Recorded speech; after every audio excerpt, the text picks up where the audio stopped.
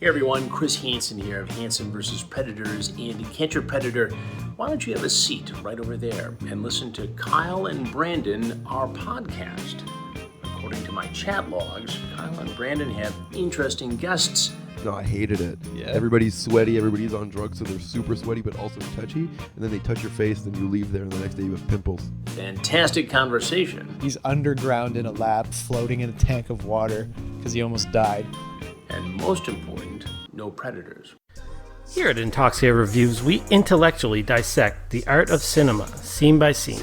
Here's some clips. All he is, it's just a fucking big wooden doll full of cum, chasing kids around. You look up guys who poop in a bag. I think that's where you'll find him. Because he is hurt. It's probably just in your search history anyway, isn't it? This movie fucking blows. So don't forget to subscribe to Intoxicated Reviews on all places you find podcasts. Except Spotify. We're working on it.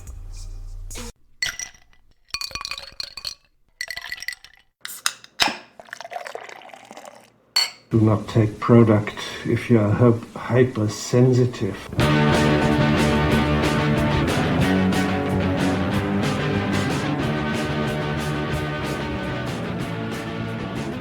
Oh, hey, Internet, and welcome back to the Intoxicated Podcast. Brought to you by me, Sarah McClellan. I'm your host. This is the comedy podcast that gets personal, where I shoot the shit with friends, comedians, and various guests about life as we know it. How's everybody doing? Are you hanging in there? Are you enjoying the springtime right now? Or are you just like staying inside most of the time like me? Things still suck, but guess what? We have podcasting. Podcasting is still around, things are still going, and I do have an announcement to make. It's official. Finally decided that I am going to do another live stream marathon, and I have picked a date. It is going to happen about 2 weeks from now on Saturday, May 23rd.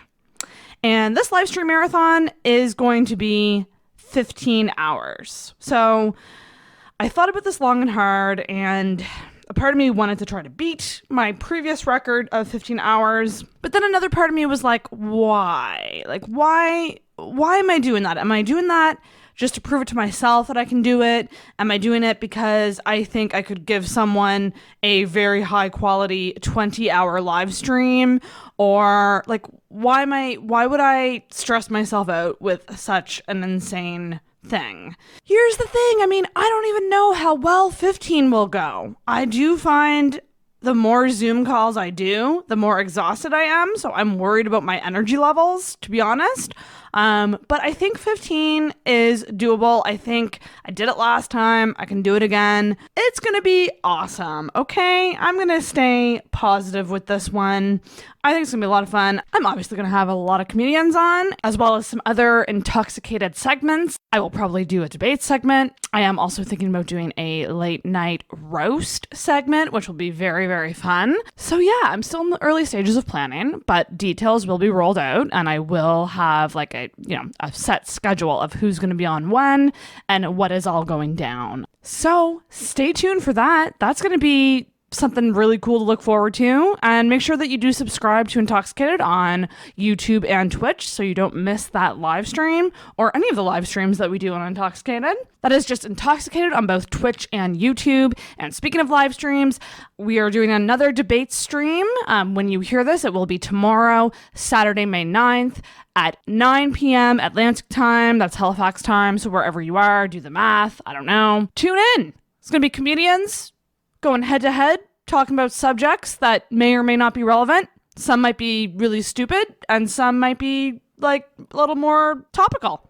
So you got to tune in to see. So that's really about all the announcements I have. I mean, life is still boring and not a lot going on, but I'm trying to stay positive. It's really hard. This week's guests. I have two guests this week. Two very awesome New Brunswick comedians, Godsoe and Arif Hussain, are on the podcast.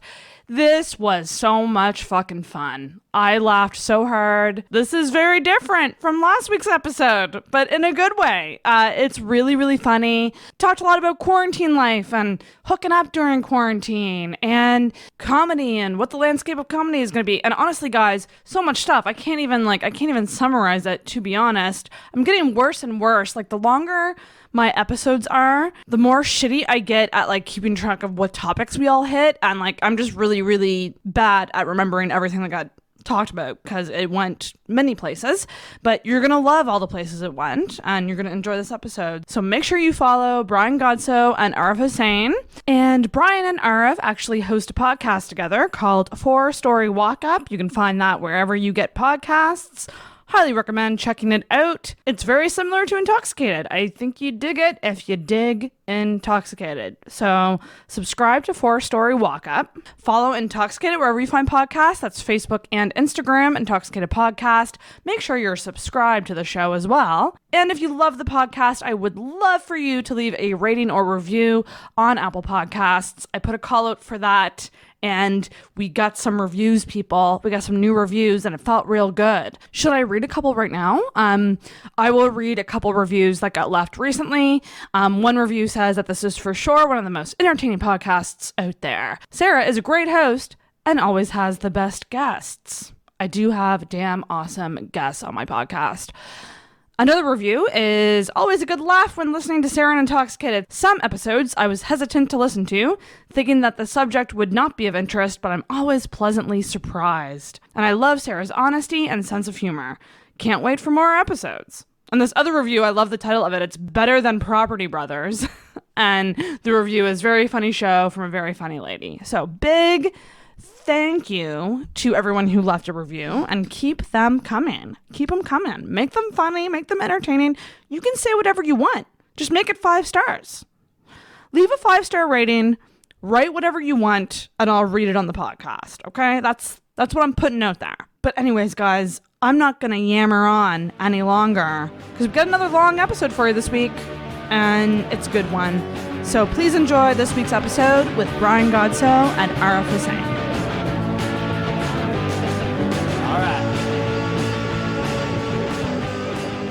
Doesn't matter, guys. It doesn't. 100%. You're totally lying. That's what I tell myself every day. Yeah, as you're crying into the mirror. Shut up! It doesn't matter. It doesn't matter. Just looking at you. Extreme. What do you mean extreme? In either way, in either direction? Yeah. Like we're going micro or. I've only had sex with one guy that I was like, I don't feel anything. Oh. Damn. Oh, damn. And so that, then it matters. Yeah. How was he packed? Was he really small? Like, was he skinny or like, what's the proportions? Not overly. No, not overly. No. Damn. And that was like the third guy. So like the first guy I had sex with, I love how we're just getting right into dicks. Like there was no. Whatever. No, like, nice to meet you, Arif. Like. Let's get your dick out. Come on, let's do it. Let's do this. It's too dark around here, man. You can't. I have to have a black light. You know what I mean? Because when I vet people, I did check out your guys' podcast because I was like, I hope they can roll with me. And like, less than 10 minutes in, you're talking about like tentacle porn. And I'm like, we don't get along. Brian. It's going to be fine. I'm a man of intrigue, and Brian sort of drags me into the gutter with his filth talk. You know, or tries to educate me on history, and then I just bring up like dicks. Yeah, man. Yes. I like it though. I like you gotta have a little bit of contrast. Things can't just be one thing, you know. Right. So I don't know about this whole. Brian, have you ever sent a picture? Oh, that's. I have never done that. Recently, I revealed myself on a video chat. Actually. Okay. Well, I'm okay. Well, wow. All right. Well, I have to introduce my guests because you guys, I haven't even said who I'm here with yet. And I mean, I tend to do this with my guests. Like, I'll just start recording, and I'll record like the moments before I actually formally start the episode, and it's hilarious because they're always like, "Oh yeah, we've been talking for 10 minutes." Yeah, they don't even like. Who are they? Like, what? We don't even have credits. I mean, fix computers. Brian is fat, and that's pretty much immigration and obesity. That's the anyway. Go ahead. Yeah, Do we have the episode title already? That's right. Immigration and obesity. Bringing people together. Immigration and obesity. You guys, I'm very, very excited to be here with two awesome guests who I've never formally met in person, but starting off with Brian Godsoe is here. Hey. And Brian, you've done some of my live streams. You've done some of the debate live streams and stuff like that. So you've done some intoxicated stuff, but not a formal episode yet. Here you are. Welcome. Right. Yeah, I was kind of hoping it would be in person, but then this COVID shit happened. I know. I wish so too. We'll get and there. another new guest, Arif Hussain. Did I say it right? Hussain? Yeah, you got it right. Yay! Yeah, like Saddam. Welcome to you both. All right, Thank you both for being here. Oh, thanks for having us. I guess it wasn't that hard, because... No, I just clicked a link and I was like, hi, I'm here. Boy, are my arms tired. But you guys host a podcast together, right? Can you tell the That's listeners right. Well, if you want to call about it that. podcast? Yeah, well, it's just an extension. Brian and I stumbled into a lot of local open mics, and most of our conversation at the time when we're at these open mics is in the back of the room, usually sort of making fun of the comics who are on stage, usually making sort of this very helpful comments about their general weight, appearance. Well, like the first conversation we had like that, I think it was at Every Comedian in New Brunswick, and we were doing that bit where we were going back and forth about the retarded reporter, to the point where it was just making everyone increasingly uncomfortable around us. Yeah, and there's just a giant circle of people we've just formed a vacuum in the center of in the center of where all the comics were sitting, where they all just sort of decided, like this is where failure happens. We just need to move away to the outskirts. Failure. Yeah, this is how incels are born. So to the outskirts. How did you guys meet? How did this friendship start? It was just a dating app, actually, and Grindr? I decided to give Bumble a try, and he answered back, and I mean, we just know each other from we just have some an unhealthy codependent relationship. It's a sort of those are my specialty. Yeah, it's forged out of some sense of like a Laurel and Hardy. On the outside, it looks like a Laurel and Hardy situation, but what it actually is the relationship between a noose and a stool.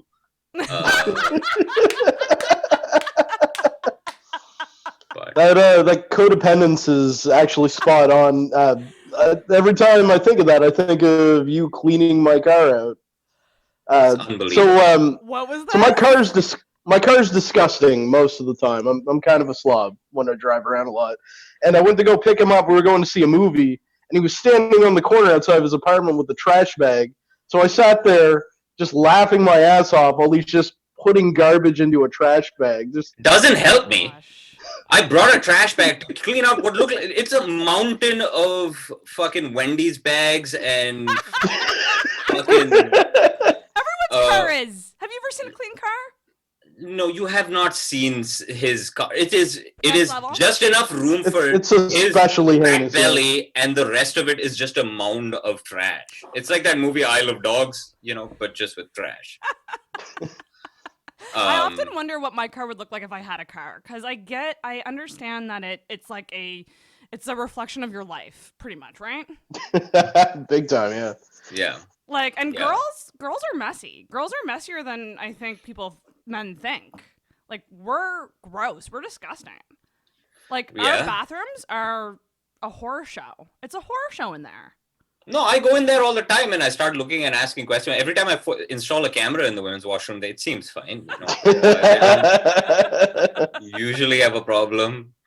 I usually dress up as well. I wear like a mini skirt and full stubble and who is this guy? Got like press on nails and that's right. What's all this goop? What's all this stuff you put on your face to make you look sniffing the toilet seat? Yeah. That's so funny. That's interesting.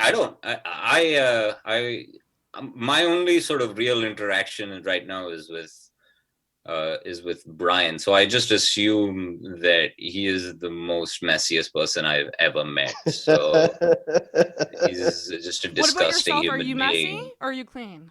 Probably. I'm sure someone would make that. I think so. I don't know. I think I live in a sort of very sparse kind of environment. Not a lot going on in my apartment. I mean, I guess you'd have to ask Brian. Brian's all frozen. You'd have to ask Brian. Right. He would be the best judge. I feel like I'm a bad judge of what I am. That's true. Well, your couch looks like you stole it from a homeless person. So okay, all right. Well, I actually bought that couch, which is really embarrassing and insulting. But go ahead. Just from the street. I always wonder who takes couches from the street. Like, what mental? Yeah, it's an old couch, but yeah. Yeah, that's fair. I mean, I have a cheap to just futon. find a couch somewhere. Yeah. I have a cheap futon from, might have been Walmart or somewhere, like somewhere cheap, and then a couch that I inherited from a breakup. So, like, I'm not even at a point in my life where I could purchase, like, you know when someone buys a couch and they're like, I just spent $1,500 on a couch, and then you're like, you are an adult officially. I think if you buy a couch, or if you get like an HBO subscription or something. I have done neither. The couch that I bought was second hand, so it was so it's not exactly, I did buy it, but it is about 10 years old at this point. So it's pretty rough looking. So Brian, all right, so the couch is rough. All right, well, I guess I gotta crash my couch then. Do you guys hang out during quarantine? Only sexually, but hookups only. Hookups only. Yeah. Yeah, just zeroing in on the benefits. How have you guys been doing with all of this? Mental health check-in for you both. How have you been dealing with this self-isolation? Mentally, emotionally?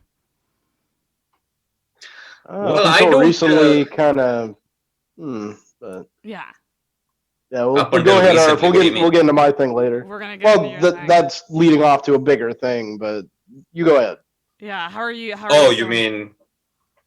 Yeah, I'm so excited. I'm gonna lead into it. Don't worry, I'm gonna lead into it. Oh no, I've been I'm a recluse anyway, so I spend most of my days by myself, and even when there was no quarantine, there was. I used to mostly spend time in my apartment reading and watching sort of pornography that Brian would send me over the internet, and just Spider-Man getting a blowjob over and over. And like Brian, it's not ideal. No. But I had to put myself in a sort of mental position of throwing myself into one of those like prison movies, you know what I mean? Like as though I was in some sort of solitary confinement. I know it's not exactly like solitary confinement, but I imagined myself in the vein of someone who is locked in prison, locked in confinement. And yeah, I think at some level the confinement, or at least the quarantine, sort of elevates the things that were already like certain behaviors that were already latent inside of you. So if you felt as though you were more productive, I don't know whether productive is the word, but if you were more comfortable just being by yourself, then you were fine with it. And if you weren't in normal life, then you will be suicidal. Or something like that, you know. And I'm sort of probably in between both of those things, but I'm okay, you know. Do you guys consider yourself extroverts or introverts? I don't know. I don't know about that kind of like extroverts and introverts. I mean, or pessimist or optimist. I don't know about. I feel like I'm the bad judge of those things. Yeah. It would be up to, I think, someone else to decide that for me. Mm-hmm. But I'm a comic, or at least I do attempt to do comedy at open mics. So there is some level of either extroversion or delusion or complete absolute mania that drives someone into doing that. So whether or not if I'm deluded or an extrovert, that would be up to other people to decide. I like that. So I don't know. I think probably a little bit of both. Yeah, that's what a lot of people say. A little bit of both. Yeah, just somewhere in between. That's a really good way of describing it. Yeah, because I'm just as happy sitting at home watching movies, doing whatever. But I miss the stage. I miss being around people and making people laugh. Yeah, and I feel like a lot of comics are feeling that. Like I just posted on my Instagram stories a picture of I made these these postcards from at my live show that had like a weekly calendar, and it listed all the open mics that week.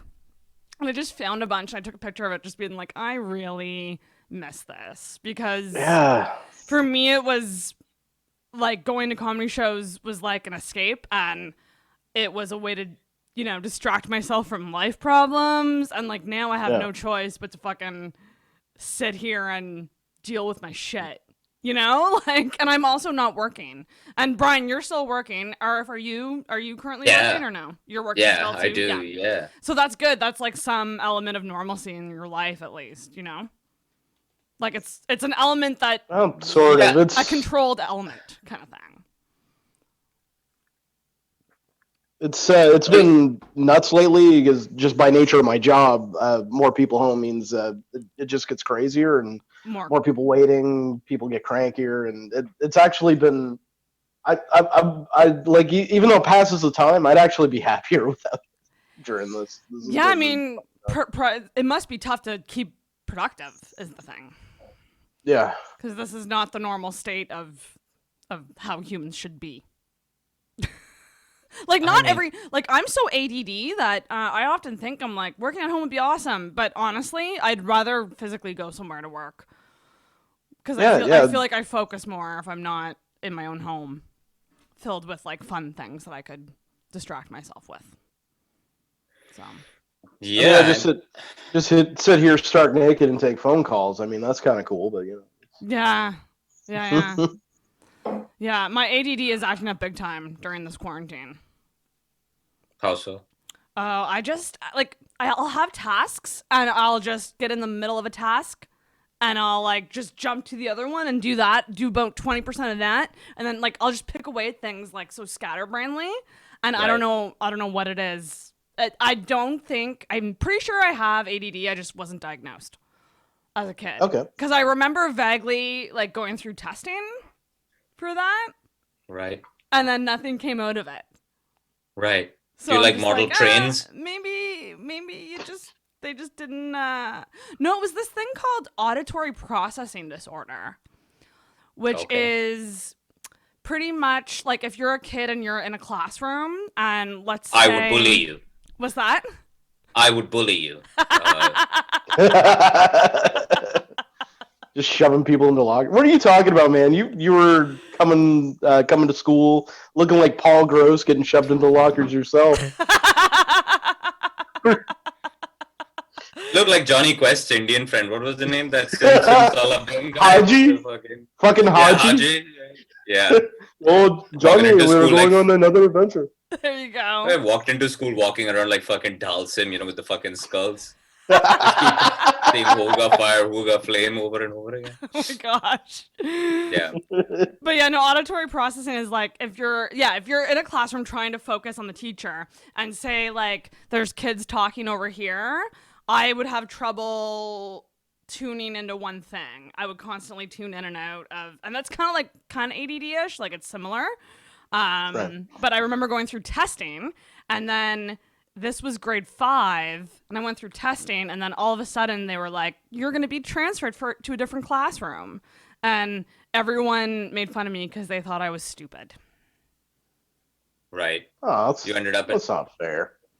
Like, they made fun of me, being like, Sarah got transferred. And I'm like, I enjoyed the teacher in the other class more, but I think she wasn't strict enough, so she allowed people to be noisy, and that was affecting my concentration. Right. Now, So- at this class where people thought you were stupid, were you eating your own boogers and like chewing on the desk or something like that? Probably. I was probably doing that. Right. Country right. kid. Did you have like one of those propeller hats and a big lollipop like you were in, Yeah. Dennis the Menace shorts? Man, you're just describing 7th grade. I'm describing 10th grade. I'm describing last week for Brian. I was just doing that about 20 minutes ago. Yeah. What were you guys like in like early years, childhood years? What type of archetype were you in like junior high school? I was Brian was sitting like at the a gay mat- moron,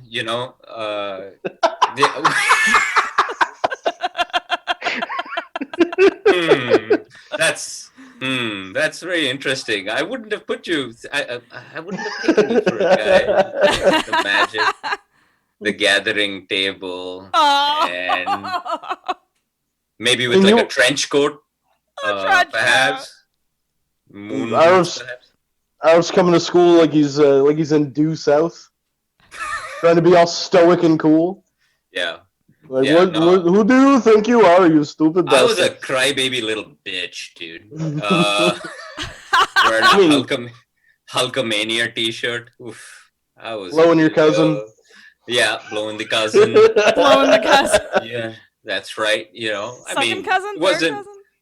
I think it was like once or twice removed. It was kind of weird. I mean, it wasn't weird or anything. I'm sure you once or twice removed him. Yes. Yeah, correct.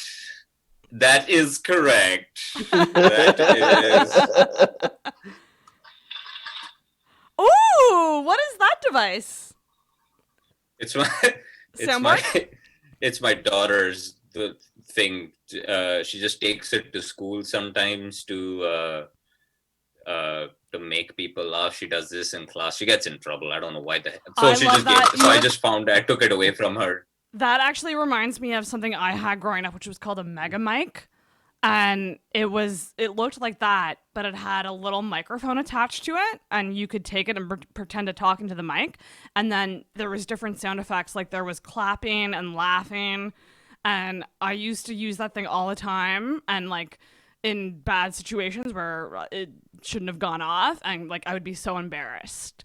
And right. But I think about it now, and I'm like, that would have been a good thing for you comedians to have right now. Kind of play back some laughter and clapping, because you probably miss it a little bit. I mean, I would play that at the mics already. But... There you go. Yeah, Brian doesn't get a lot of that. It's a lot of silence and tumbleweed. Are they supposed to laugh? That's what they're I don't know supposed to whether do? that bit worked, Arif. I don't know. Do you think they liked that bit? No, Brian. They did not like the bit where you asked the old lady whether she was watching pornography. No. They didn't like male Penningtons? No, they did not like male Penningtons. Oh my god. Asking the lady the lady who looked like she was an extra off of Golden Girls whether she was into anal sex was not the. I don't know. At the Fredericton Tribal Christmas party? Yeah. That's that right, was, yeah. It may have been a mistake. That may have been a slight oversight, yeah. I think I might have lost them. You might have lost that, yeah. Well, at least you didn't have the bit where you were taking off your shirt. I'm glad you retired that bit. Has it been retired? Yeah, Brian used to take off his shirt. The last time I did that was in Bathurst like a year ago, but that was only because they seemed like they wanted it. Brian is bringing back that bit. As soon as the quarantine ends, the first thing... You bring that back? Yeah. Just pop in the shirt. Just pop in the shirt every show. Yeah. I mean, all our fucks are gone. You might as well. Archetypes. I thought I was... I don't know. I thought I was kind of... I'd like to think that I was... Cool kid, popular. Some sort of funny... I don't know. I was just sort of in between, Yeah. Sort of recluse a little bit. Much like my adult life, sort of recluse a little bit. Okay. Played sports, played soccer. So you were pretty cricket, active. Like you weren't someone who like hated Oh, school. I was a loser, but I just happened to be okay. It's just slightly mediocre at a few sports. Nice. For a while, and then I just stayed short, started smoking cigarettes. My the girl I was seeing fucked my best friend, and I became a comedian. I was literally, one of my questions to you both was going to be like, what life event? Because I feel like with a lot of comedians, like something happens where it leads you to comedy, or it leads you to dealing with a life event through comedy somehow, And I was literally going to ask you that. So for this, was it your friend fucking your girlfriend? Yeah. Yeah. That really sucks. I'm sorry. In retrospect, I don't blame her. I mean, she. I was not a. Listen, I was not a treat. I was the same height as I am right now. Gavin was, look at that name. Like that name too. Gavin? Yeah, like 6'1". See, I have a problem with the name Gavin because we had a bad Gavin in our school. Oh, damn. So get this. What his name was Gavin. Oh, God. Should I say his last name? Is that? Rosdale. Oh, absolutely, yeah. I have a small listenership. Oh, no. Okay, I won't say his last name. Say the name and I'll bleep it out. Okay, say his name right. Okay. On 3. 1, 2. So, there was alliteration with his name. So this guy looked psycho, first of all. Like, looked like, kind of like he would stab. Insane in the membrane. Yeah. Insane in the brain! One time we took a field trip to his farm. He lived on a goat farm. Like, specifically goats. No other animals. All right. Okay, so I'm from Antigonish. Like, and I was the valley, 10 minutes out of town. So there was a certain school for all the country people. And like we would do road trips to like these little farms and places all the time. So he lived on a goat farm. Turns out that like a couple years ago, he was in the news for like, I think he was like jerking off on a Toronto transit bus or something. I've been on those transit buses. It's hard not to, but go on. Dreams. But like, something came out later that was like a sexual assault offense, and it was him. And we were all like, that makes sense. Yeah, that checks out. It made out. total sense. And same thing with another guy who ended up murdering somebody, who used to eat razors. On a goat farm? He used to eat razors in class. He used to eat razors in class? Yeah, razors, yeah. Yeah. Well, that sounds like he sounds normal and healthy. There was a guy. My earliest experience, like I say, like as though I talk about the beginning, like as though I was some sort of wounded bird that had to go into comedy. That is maybe that could be one story, but it's also, I mean, my earliest memory was there was a. I mean, this will explain everything, Brian. I don't think I told you this. Maybe I told you this, but there was a guy. I used to take the school bus home, and there was a guy called Pradeep Kanchan who, nice dude. He was quiet. He used to sit in the front of the bus. I used to be just in the back, and we were going home, and him and I were were the last stops on the route, and I smelled something towards the end. I was like. I was like one of those fucking idiot kids who were like, who farted? And I was like, you smelled the Delta, bud. Whoever smelled the Delta. Yeah. And this guy, I had no one to scream who farted at. And this wasn't a fart. Like, this was a cloud of stench. Was it like shit? Human shit? Yeah, so the problem was that young Pradeep had found a plastic bag and shit into it and left it on the bus and asked the bus driver to stop, and he ran out with his pants around his ankles. And he had just left the bag of shit there, and so I had to take out his own bag of shit because I was the last stop. You had and to the next day. What? Yeah, well, I had to. No, I didn't take it home, but I had to take it off the bus. Like, oh, walk home. Fucking hey, look what I found, Mom. Can we keep it? Yeah.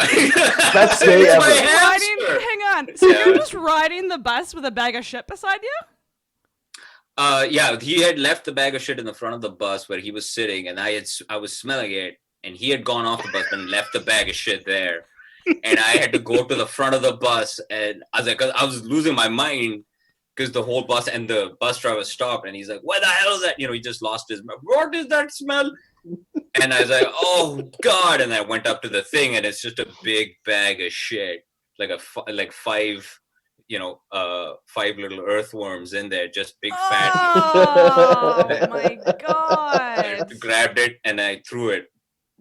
And then the next day we were in art class, and because I was a sort of budding artist as well, so we were in sculpture class and we were supposed to mold something, and I took a big piece of clay and I molded it, and I put it on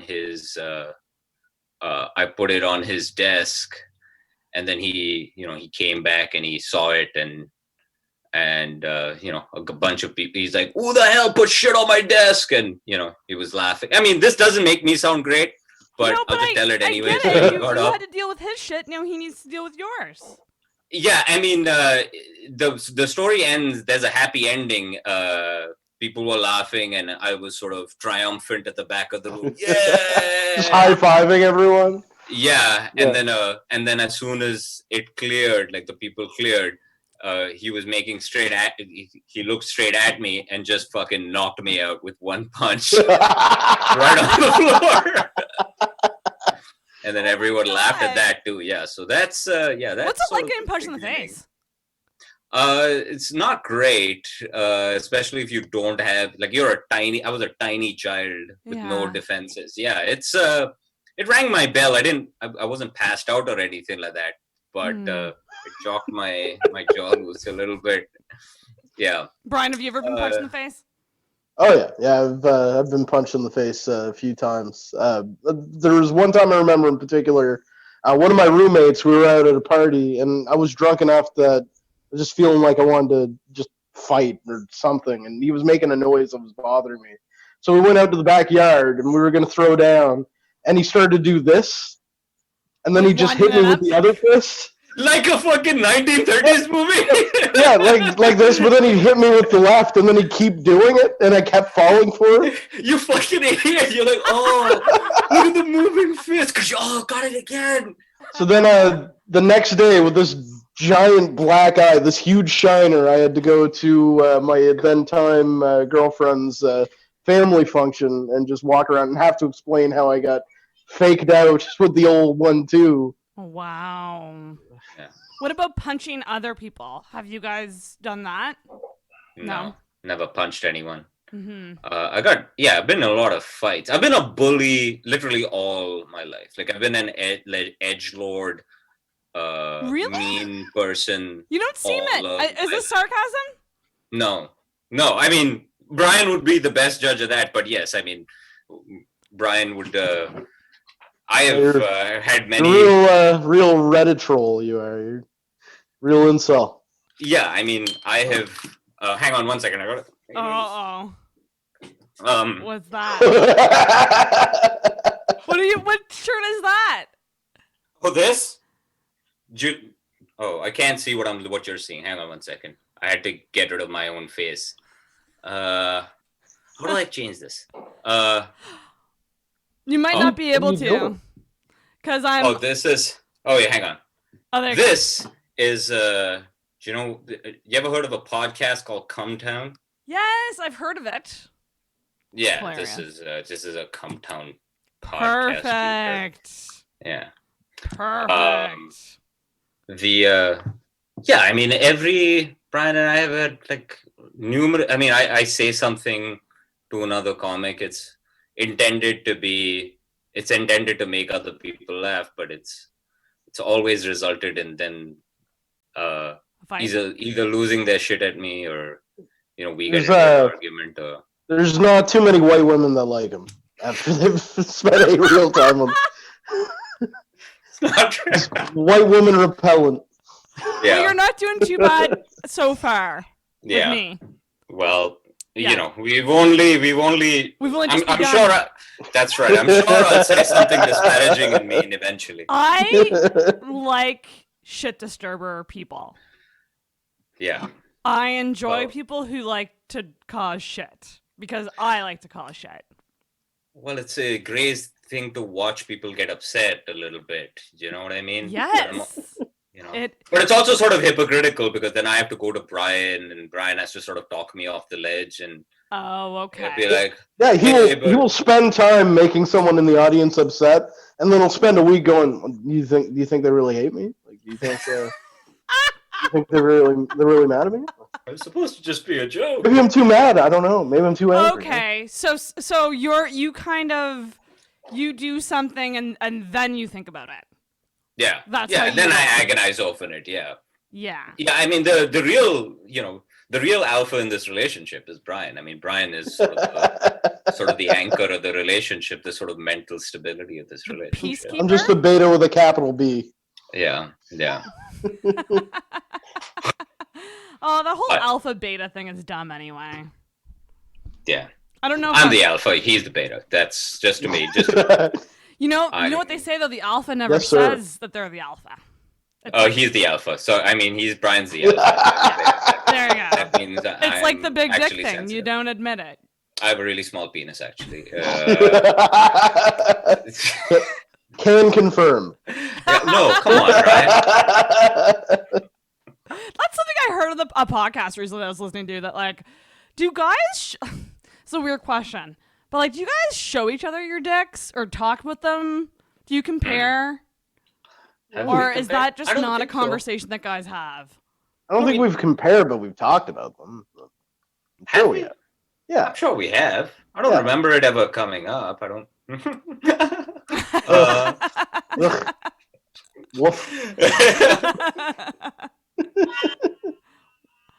Wump, wump, wow. Yeah. Nice. I don't think we have. I think I just imagine Brian's penis being just a mound of pubic hair with a little nub of the top of the penis, just poking through. And Brian, what do you imagine? Like, what do you think my penis is? I love this. Yeah. What do you think? Like a sailor ghost. Sailor ghost. What do you mean? Like one of the ghosts from The Fog, just like a pale figure in a raincoat and a yellow hat, holding a lantern. Is anybody in here? It has been so long since I've seen the inside of a cabin. Where is everybody? Hello. Oh my gosh, that's so fun. I'm just so curious about how guys, I don't know, bond. Like how you bond as male friends. Just breaking each other's balls, really. Ball at least, yeah. Me and Arif, anyways. Like that's a pretty big theme in our relationship, I would say. Shut the fuck up, dude. What the fuck are you talking about? We're always busting each other's balls. Theme of our relationship. You stupid immigrant. So. Whoa! Why'd you go? You went from sensitive. Okay. You went from sensitive ninny to just straight edgelord. Like you can't. Like there has to be. You can't go from one extreme. I don't know. I don't know. Okay, here's a question. You're both single guys, right? Sure. Yeah. I shouldn't have assumed. I shouldn't have assumed. No. I know you both have kids. Do you both live alone too? I have roommates. I live alone. Yeah. I live alone. I have an apartment with I have a 2-bedroom with my daughters in the other room. But okay. We share custody and the whole thing. So got you. Yeah, I can bring out my custody agreements and things like that. We can talk about. We can go over what we did. The arrangement. Details. Yeah. I mean, I can't imagine that must be a lot to go through. But do you guys talk about feelings? Like when you go through a life event, like whether that's like a breakup or like do you guys talk about how you feel? Yeah. No, feelings are actually fucking gay, Sarah. That's what we are not homosexual individuals, okay? No, I mean, I remember Brian and I having sort of long, drawn out arguments and conversations about that movie Marriage Story and Kramer versus Kramer. Because Marriage Story. What was the argument about Marriage Story? Well, I think we weren't really arguing about it. Yeah, I think he more was exploring it and comparing it to our situations. I see. What that movie is. Mm-hmm. Yeah. And I think Brian, if I remember correctly, you thought that it was a lot more dour than I thought it was. Like you thought absolutely. It was a lot more First torture viewing? than I thought it was. Yeah. Well, at the time, because I remember that night I was watching it, I was hanging out with you. I stopped it halfway through, and it was, I think, after that second courtroom scene where they're going back and forth and like tight close-ups on Adam Driver, and I remember pulling into the gas station because I was gonna get some gas before I went over to hang out with him, and just having my cell phone die, and I just started freaking out on the steering wheel because it just hit me at that point. Like I was just remembering what I went through. Oh, I see. Absolutely angry at myself for it, but yeah, no, like that's the thing. That movie frustrated me, but like I've never been through it, so like I don't fucking know. But I can't imagine it's far from the truth. I was actually kind of curious about that because I saw a lot of people on Twitter when that came out that people who've been through that process, they were kind of discussing it and comparing it to their own situations. But people who've never been through a divorce before, they're like, well, the dialogues, it's like it's like a fifth grade debate class. Of course it is. They're fucking fighting. Yeah. Like it's. That's very not right.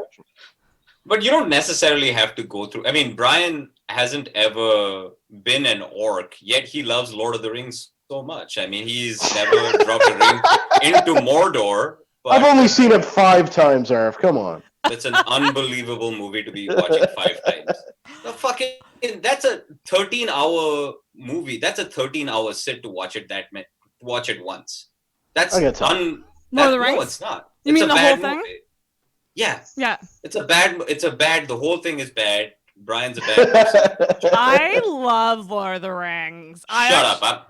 What if I just leave like Brian, I feel like you and I have a lot of similar tastes. We like Lost. Right. We like monster movies. Being gay. We like being gay. I still gotta get on Mr. Robot, actually. I'm still very curious. It is. It's just, I can't describe the emotions I feel for that show. It's just so good. And not enough people have watched it. And so I always highly recommend Mr. Robot. But yeah, the divorce stuff, like, I think with divorce, it's like, I think it's way more drawn out than people think it is sometimes.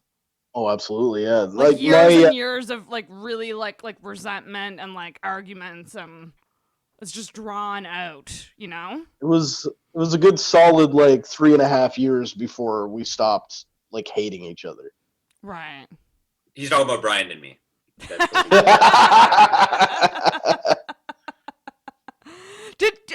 Can I ask, did your guys' experience change your views on marriage at all? Like for the future? A little bit. More recently, I kind of went back and forth on it because the divorce was so brutal that I was kind of off marriage for a while. But now, I'm on the other side of it. We're getting along. I'm seeing my kids more. Well, obviously not now because we got the COVID going on. But I'm kind of viewing it a little bit more wistfully, maybe with a little bit of nostalgia. And it wasn't that bad. So I guess I'm open to it sometime in the future, I suppose. Who knows? Right. Yeah, Brian and I, what Brian is trying to say is that he just eventually wants to find a sweet baby girl to have a thundering orgasm inside, eventually. And she's not completely grossed out and doesn't have to leave immediately. Yeah. Thundering. I just love the word thundering. Yeah. To describe coming. Yeah. Was that an exact word? Is that what you look like? Yeah. I start praying. Allahu Akbar. Yeah, that's what I start playing. Yeah. It's like the opening. Yeah, it The sounds Black like Hawk Down. Yeah, start firing an AK-47 into the air. This is an overreaction. Oh my god! I always Yeah. think about that when I think of like, would you guys ever film yourself having sex and watch it back? Those That are would two be questions, horrendous. and I guess the answer could be Yeah. different for both. Because you could film it and just not watch it back. Because I don't know if I want to see what I look like. Because in my mind, I'm a gorgeous goddess who just looks beautiful and like no double chin and everything looks nice. But like in reality, that's not the case. You know? Oh, come on. That's, that is, I think girls are a lot more harsh Yes, on their, on harsher on ourselves. their self-appearance Big time. than, I mean, men, like Brian deserves to be harsher on his own self-appearance. I mean, I don't think I need to see two beanbag chairs just sort of like bumping into each other. Yeah, just two planets colliding. Yeah. Yeah. Just an asteroid falling into Earth, that's It's just deep impact over and over again. yeah. Yeah, I don't think I want to see it. I would be okay with, but that's the thing. I also don't know. So this will bring something, and this is a good segue into the video thing, Brian. But I've been talking with friends, and a subject that we talk a lot about is like during this quarantine, a lot of women are Getting immigrants out of the country. Oh, sorry. Hey! Sorry. Come on. a lot Sorry. of women Just- are looking into camming and like sites like OnlyFans and stuff like that. All right. Because like we're stuck inside. A lot of us are more broke than ever before. And so Right. you just get money so easily and you make a lot of money. And it's making me be like, would I ever do, like, I'm actually considering it, but I also am just like, I don't know if I could. Like, I'm just like so like on and off about the idea of putting myself out there on the internet because it's scary as fuck to do that. Yeah, that's a big step. Maybe come at it with an angle, like, sit on balloons or something like that. Like a shtick. I Set need a yourself shtick. Set yourself apart. Do magic tricks. Yeah, Brian is trying to say that can you involve a cake in it somehow? Like a cake fart, or just eat a full turkey. This is Brian's Eat a full turkey. Yeah, like just one of eat those, a a big turkey leg or something. just eat a Sobeys roast chicken while you stare into the camera. Yeah, that is Brian's. I mean, listen, there's a market for everything. That's the weird thing. Yeah, if you're lactose intolerant, eat a full Ben and Jerry's and then have your stomach upset on camera. You couldn't have said something closer to the truth. I cannot eat ice cream. Yeah, man. For That's that brutal. reason. When you find, it happened to me too, because were you always lactose intolerant? No. No? It just happened recently? Probably within the last 5 years. Yeah, man, that's brutal. It happened to me too. Oh, loved ice cream too. Love ice cream. And sometimes I won't lie. Sometimes I will just do it anyway because either throw caution I've to had the a wind. terrible day or That's how I live my life. DQ ice cream cake, a DQ ice cream cake. I can't turn it down if it's offered to me. Oh, did you get one of those 50% off cakes before they? I heard shut you them down? talking about this and I didn't know about it. I was working, so I couldn't partake. I was really distraught. And those ice cream cakes are pricey. They're like, what, $30 or something? Oh, yeah. They're like $30-$40 depending on which one you They're get. so expensive, but they're so good. But yeah, ice cream does not mix well with my body chemistry. Yeah, so that's what you should do. You should Diarrhea, just diarrhea camming? Yeah. No, you should. I mean, I don't know anything. I think you should. If that's if you gotta make money, you gotta do it, man. You do know whatever. what it is? If you got it. It's more curiosity. I think what would end up happening with a lot of women is that they would be like, I'm just curious. Like, I'll just put a few photos up and see if anyone joins. And then, like, they'll get, like, 10 people joining, and then they'll be like, oh. Are people in Halifax doing that, or what's going on? Do you know people in Halifax? Or? I do know people, so I'm actually gonna do a future episode with someone who does camming and someone I know who's doing it now, or like just getting into it, and also an online sex worker that I know who's already been on the show, but we're going to do an episode with the three of us talking about it because it's relevant now because a lot of people are watching it and girls are looking into doing it. It's like prime real estate right now. So it's kind of the new stand-up in a way. It's the new stand-up. Have you guys watched any like Zoom comedy shows at all? Not yet. No. Would you ever do it?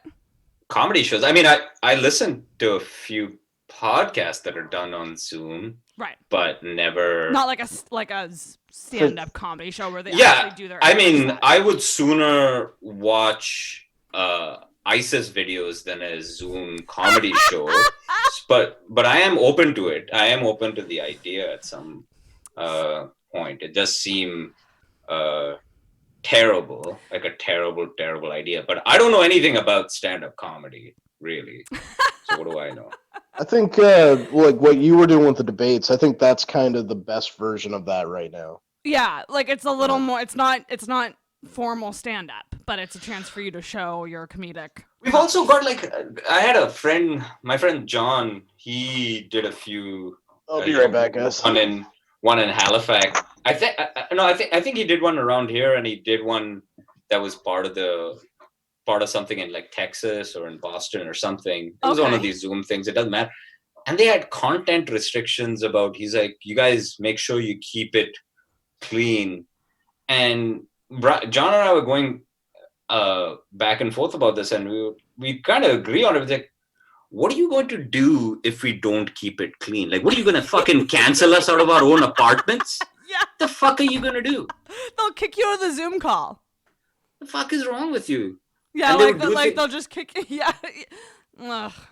They would do things like mute everyone, mute all of the participants, because that's exactly what stand-up comedy needs. No one laughing, no idea, no sense that anyone is laughing at any of the jokes. I have a point of view from the other side of it as an audience member, because I joined a Zoom comedy show as an audience member recently. Yeah. And I love stand-up shows. I always go. I don't have an issue sitting in the front. I don't mind doing that. A lot of times I'll try to sit near the back because I see my friends over and over again doing stand-up, and I'm like, they don't mind if I'm at the back, but I'll sit at the front sometimes. I'm a good audience member for stand-up, but I went in on this Zoom call that was a comedy show I knew 3 of the comics personally. And the rest I didn't know. I think they were like all from various areas of Canada. And it was very awkward, I found, as an audience member, because you join. And I joined and I was like, I'll be honest, like I kind of went into it just like curious. Like I just want to kind of watch and see what this is. But all the audience members had their cameras and mics turned off. So all you saw were just names. Like on a big Zoom call with a bunch of people, just names, and no mics were on. Now, there was a couple audience members that did have their webcams and their mics on, and they were carrying the whole show. So they were laughing at the jokes and stuff like that. But other than that, there was like hardly any faces other than the other comics. Like you would see the other comics react to your set, but that was it. And I felt bad, but I also was like, it's a lot of pressure on a Zoom call to be looking the whole time and like laugh every time. Like, what if it's bad stand-up and I don't want to laugh? Like, I would feel worse on a Zoom call doing that than I would like if I was at the back of an actual crowd. Do you know what I mean? I don't know. I suppose when you're in a crowd, you don't have your name hovering over you. No, for one. And you're not like, it's not right close up on your face. Because that was kind of my thing. I was like, I don't know. Like, if I was actually in a Zoom call where I knew the stand-ups and I knew that they were funny, I think I wouldn't care. Do you know what I mean? Right. So I think that these Zoom comedy shows, if they were curated correctly, it might work.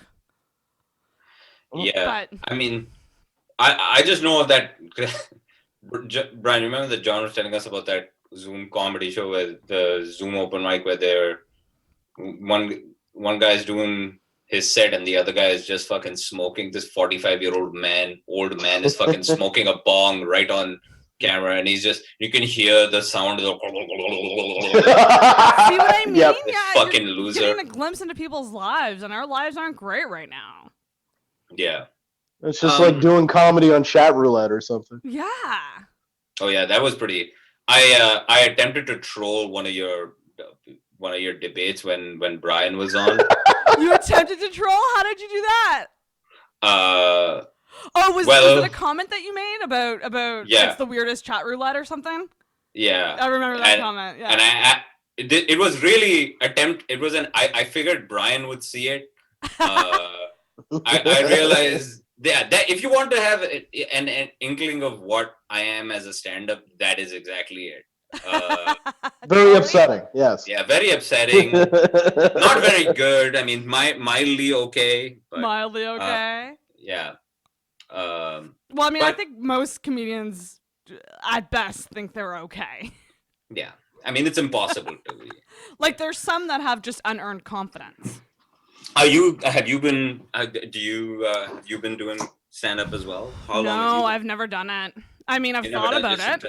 Thought about it. People think because I think people think that I'm a comedian a lot, and I'm like, no. I've never. Right. You're just interested in the form. I'm interested in it. I love it. I love talking to comedians. I love learning about at this point in my life, I've learned so much about stand-up that if I were to ever do it, I could not suck. Do you know what I mean? Like, I would have to make sure it was decent. Whereas I think a lot of people going into stand-up, they just try it. And maybe it's not great, and then they work on it. But with me, it's like, Andrew Vaughn was like one of my best friends. Like, he taught me a lot about comedy. And even he specifically was like, you're not quite ready yet. Like... Yeah. And he was very honest with me, and I was like, hell yeah, that's fine. I'll keep learning. And I have there's jokes I have that I like. Don't know if I'll ever do it. Maybe I will. You don't need to, man. You don't need to. Yeah. Your life's probably better without it. 100%. No one needs more. I mean, the COVID is great. It's, people going to quit comedy. That'd be great. I mean, it'll be like Thanos. That's right. Just people a lot of bad people quitting comedy. Do you know what I mean? Yeah. And only the really great and the completely shitty and stupid will survive. So Brian and I will be fine. People like Travis Lindsay will be fine too. Yeah. But you should do. So what's the cam girl route? Would you just open a page? Like, how do you do? Is there an open mic for? Open mic for cam girls? That's a hilarious idea, an open mic for cam girls, where you're like, I'm new to this. I'm just hey guys. Hold on, we're gonna wait for some viewers before we get started. Okay. Brian, yes. I literally have an idea to film a sketch, and I actually want to film this, like, as me, like, I want to set up, like, my lighting just like this, and, like, have my webcam in my bedroom, but then and be scantily clad, but then just be like, okay, I'm just going to wait for some people to join, and then we'll get started. All right. You start reading their names, like, hi, Master Boner 420. Hi, Deegan Deep. Yeah, because my thing is, like, from what I understand, like, I mean, it's fairly easy to set up an account. They just need, like, your driver's license or something. Like, they actually do, like, you need to send in a picture of your driver's license, I believe. And then with OnlyFans, like, a lot of OnlyFans things are just pictures. Like, you just post really sexy pictures, and, like, people pay a monthly amount for them. It'd be funny if you held it up like a Zoom meeting, and you just asked other people to join, and then you just find just some anonymous guy joining, and he's like, enters the call, he's like, no, and then he just leaves it. Not for me. No. Well, and the other thing about camming too is that you can make it so anyone in Canada can't find you. So, like, if you don't know a lot of people in the States or something, like, if you're worried about, like, close friends, like, because for me, I'm like, geez, like, if I did this, I would have to probably create a whole other alter ego of me. And do you know what I mean? Oh, I don't know. Sure. Or I could make use of the podcast audience and just be like, yeah, there's another place you can find me. Right. Just like a whole other persona, just like, used to be a farm girl in Idaho, and I had big dreams of in Halifax. Exactly. Like, a lot goes into it. And I think girls might think that they can do it, but it's probably more work than they think. I think I'd like to try a reverse OnlyFans where I bribe people into not letting me release pictures and videos. You pay them. Yeah. Just look at me. Yeah, it's a hostage situation where you're just holding all of your pictures in your hand, wearing a balaclava. I'm going to release him! I'm going to release him! I just go into a bank and I just start throwing Polaroids. Fill the bag! Fill the bag! No! Look up! Yeah. It's hilarious. Yeah, I mean, I know of some comics. I think I know a few New York comics who are doing it. I'm saying New York comics only not because I know them. I just know. I just listen to a lot of podcasts. I do too. Thanks for clarifying. That's all. Yeah. A lot of comedy. Do you listen to a lot of comedy podcasts, like comedians? Obviously, yeah. It's all the same. We're all fucking losers. I'm just an incel, fucking at home edgelord. But yeah, I know. Yeah. Because I think people used to say that to me, like as a word term of insult. You know what I mean? Edgelord? What is edgelord? Sorry. Yeah, what does it just mean? a guy. What's the meaning? Just a guy who says something to annoy people or anger people. I said, yeah, that's what comedy is. That's exactly it. That is why would you do comedy if not to annoy and then eventually make people laugh? Yeah, but, annoy first and then make laugh. I think, I don't know. What do I know? The comedy rules with an open mic fucking amateur immigrant comic. Hey, at least you could admit it. Yeah. Some people like listen, there's some people who do a couple sets and then they think they're a comedian. Yeah, no. I am just a glorified. I'm a pretty cool comic actually. I've kind of changed. How long have you guys both been doing it? Comedy. In a way, I've been doing it all my life, actually. Sarah. Right out of the womb. I was kind of the kind of guy who made the nurses laugh, if you know what I mean. Came out. I was like, "Hey, what's your pussy look like?" I'm just going on to 4 years. I'm not commenting on nurses' pussies, but What a gentleman. 4 years. I'm open to it. Wow, 4 years. That's a while, though. Yeah, it's although it's St. John comedy, so it's more like maybe 6 months. Yeah, it's about 2 months in actual comedy. Right. Yeah. A little less opportunities to get on stage there. Yeah, well, it's getting better. It's not quite where Halifax is now, even, but there's more. Well, before this, there was more and more mics opening up. Yeah. Comedy's not coming back. If comedy's not coming back to New York, they're saying like at least 2 years. What? Are they really saying that? Yeah. But anyway, so there are a few like New York comics I know who do the OnlyFans thing. I think her name is Lindsay Jennings or something like that. Okay. Lindsay Jennings. Or something like that. I think that's her name. She has lots of tattoos. She's like one of those. She looks like what are these called, Brian?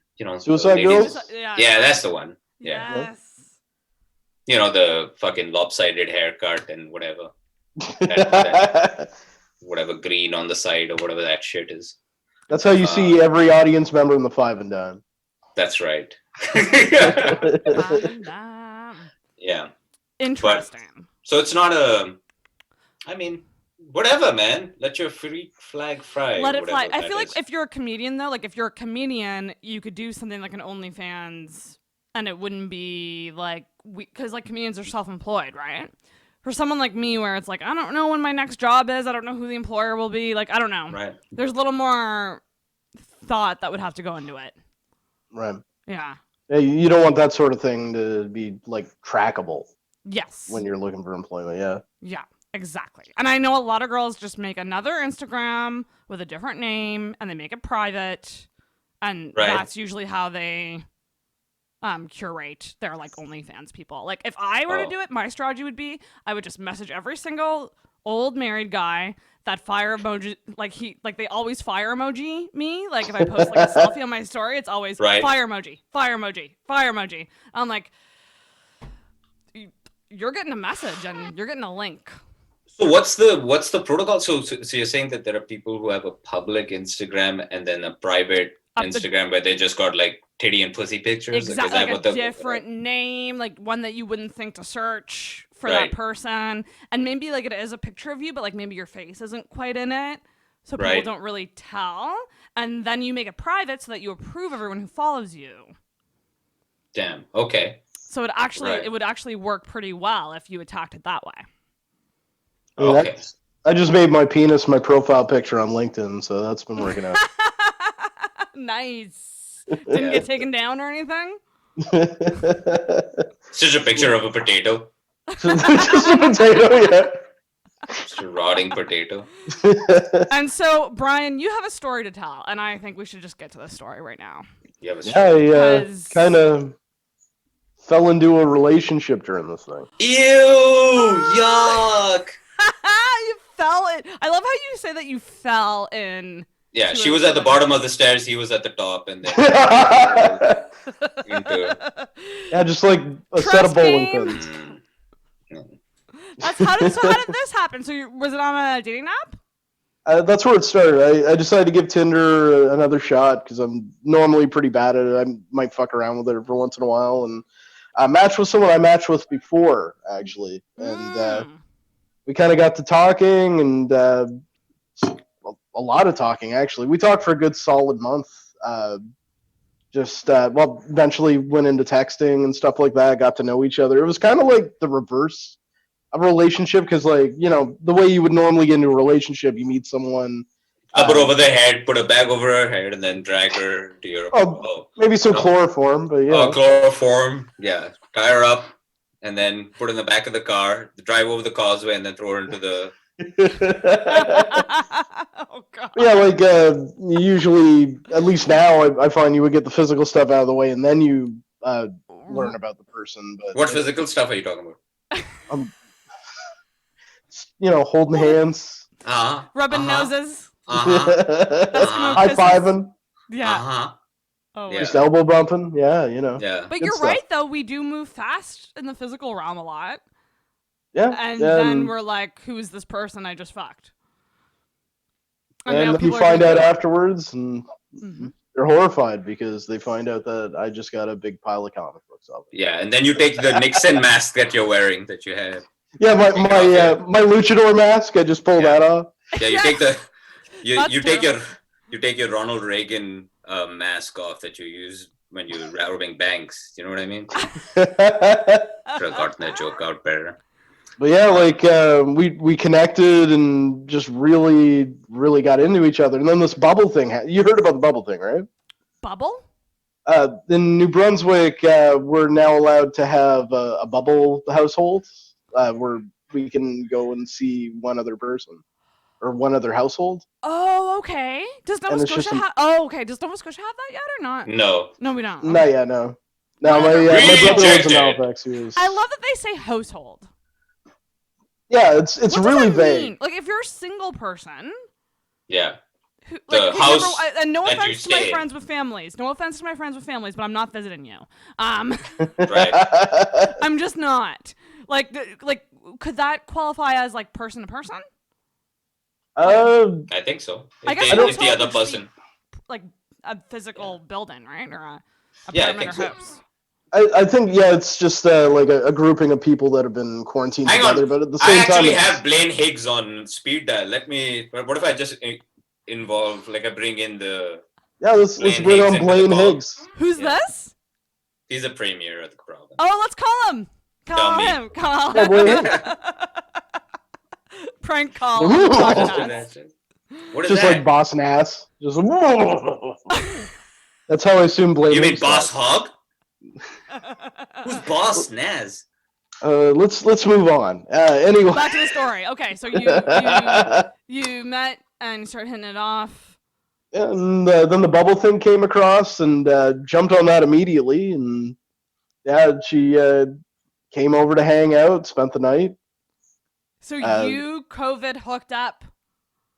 Yeah. You did it, and you guys didn't say you were boyfriend girlfriend at that point, did you? No, we we don't want to define it, kind of thing, up until basically like a day ago, and then we defined it. Interesting. Okay, so Yeah. I posted a poll, two separate polls on Instagram, okay, for this episode to talk about this. And I'm fired up at the results. I'm real fired up. What happened? So the first poll I posted was the question: should Brian quit comedy? 81% said yes.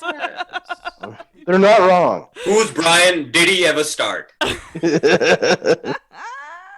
So the first question was, is it okay to hook up with one partner, okay, you don't live with during quarantine? 57% said no, and 43% said yes, okay? Okay. And if I just look at these no's here. We're going to start adding the no's? I'm trying to see if, like, a lot of the no's, like, some of the no's are people in relationships, but some aren't. There's some single people also saying no.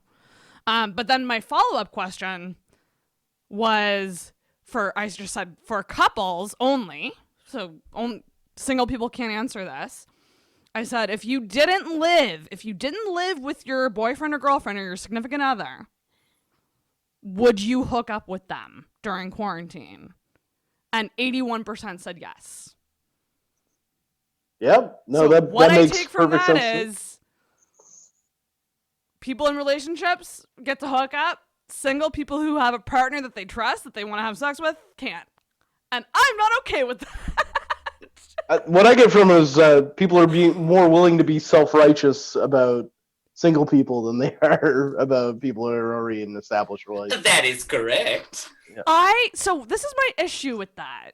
So I know that you could say you're at less risk if it's your long-term person that you've been dating, because there's hopefully more trust there.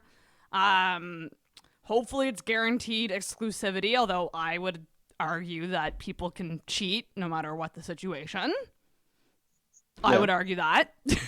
Like if it's your boyfriend, he could still cheat on you. I know because I've been the other woman, so I know guys cheat. But then it's like, if both situations are exclusive, shouldn't we all be able to fuck? Like this is my thing. Yes. So it's weird to me that some of the people who said no to the first question said yes to the second. Are there matching names that way? Like, is the data support that? Yeah. Like there's some people who said no, and then went and said yes, obviously because they're in a relationship. All right, let's shame them. Let's start naming names. I'm not going to name names. It's just an interesting discussion. Yeah, it's kind of like a double standard. Like, it's really not all that safer if you don't live with your partner, because the virus doesn't give a shit if you guys are, trusting each other. No, not at all. Like, what if your boyfriend went to get groceries and fucked the cashier? I mean, he was out of money and just needed something to pay for his tacos. And then went and delivered them and then fucked you. What is going on in fucking Halifax, Sarah? Jesus Christ. And then, I had messages from people being like, that there's other ways to be intimate with your partner other than intercourse. And I was like, yeah, I'm aware. I'm aware of the other ways. I'm aware of the sexting. I'm aware of the video. I've done all that. That's just an average day for me. I'm talking P and V. I'm talking P and V. Sometimes you just want that. It's an average day? Sing it, sister. Yeah, that's what I want every day. Penis in my vagina. I do a lot of sexting. A lot. Okay. Yeah. And so, for a single person who isn't getting laid as regularly, we're hurting, Yeah. Brian, you feel me? Yeah, it's tough out there. You were hurting before you got your relief.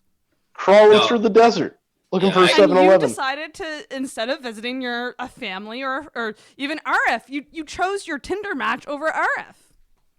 I mean, Arif won't fuck me anymore. It's that's true. I got my penis off. It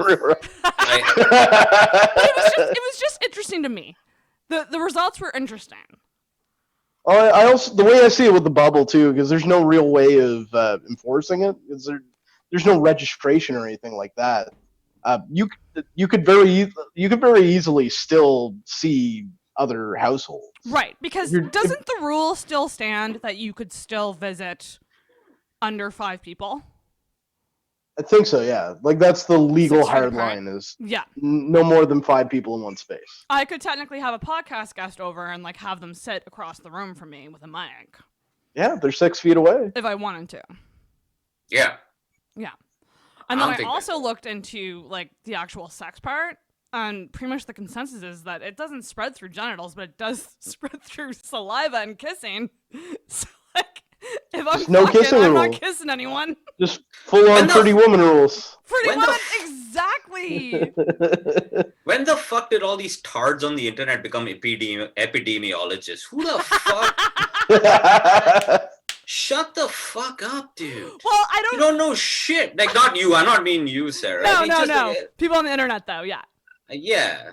I mean, just like what Brian said, like, there's a lot of like this is a perfect time. Like I said, I think this is a perfect time for all of the latent tendencies in people that were always there to get heightened. So if at some base level, you always had the little bit of the no, the same kind of like joke kind of people, like people who like to scold about jokes. No, don't go there. Like like that tendency has now moved on to this kind of policing of people's behavior. You know what I mean? So if you were a fucking snitch when you before the quarantine, that snitch little cunty attitude just got magnified tenfold. Way bigger. Yes. You know? Yes. Yeah, there are people who cannot wait to call that snitch line on their neighbors. It's insane. I think with the sex thing is also sort of, I mean, there's two things. I think there's, I think that obviously people are locked up, so they're also a lot hornier. Yeah. But I think you're also at a different level. You know, I think there are certain days where I was like, I haven't had, any sort of urge to jack off in like 7 days. Oh, really? And like there's nothing, because it's not, because there's nothing. 7 hours. There's less stimuli, maybe. Well, yeah, I don't feel as much of that. There's something about, perhaps there's something biological about being a man that involves access to other people, at some level, you know what I mean? And not just being sort of, being a hermit by yourself, reading poetry like a real homo before you go to bed and then crying, And maybe it's biological in me because I'm like, you're 33, you should be getting knocked up. Why aren't you doing that? Perhaps, yeah, maybe there's like maybe there's something, but regardless of whether or not people are having sex or not, I think that there's the idea that the idea to I find that very sort of, I find that, I talk about offensive, I find that very offensive, the idea to police the private behavior of people in their own homes. I find that very sort of gross. Yeah. Yeah, because this is going to go on forever, and it's horny single people aren't staying in forever. They just aren't. I mean, I don't think the quarantine is going to stay. I mean, it might last for a year, but I think what will stay on forever is what are we going to do when this lifts? And all we're left with is the hall monitor attitude that's been latent, that we've sort of decided to unleash in us. Do you know what I mean? In our personality.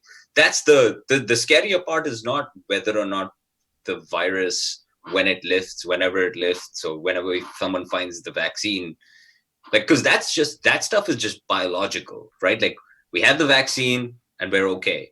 The harder thing is, how are you going to change people's behavior? Like the behavior that became okay for like 1, 2, 3, 4, 5 months.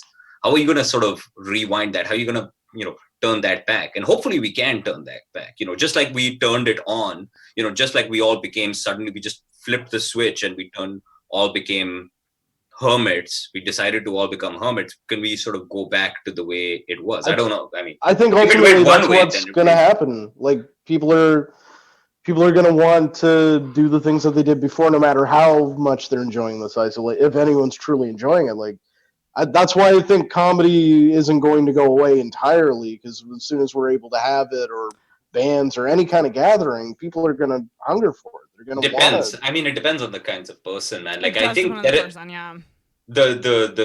the kind of app that got installed on everyone's brain at the beginning of March that made everyone sort of shudder at being close to people, and the hand washing thing. And, I imagine, I don't know if you've watched, because I've been watching some movies, like I'm sure like everyone, and if you see, I don't know whether you see like in those movies where you see a gathering or a group of people together, what your thing, my first instinct, like my first thing is when I see that, I was like, oh, that seems a little weird and strange and dangerous.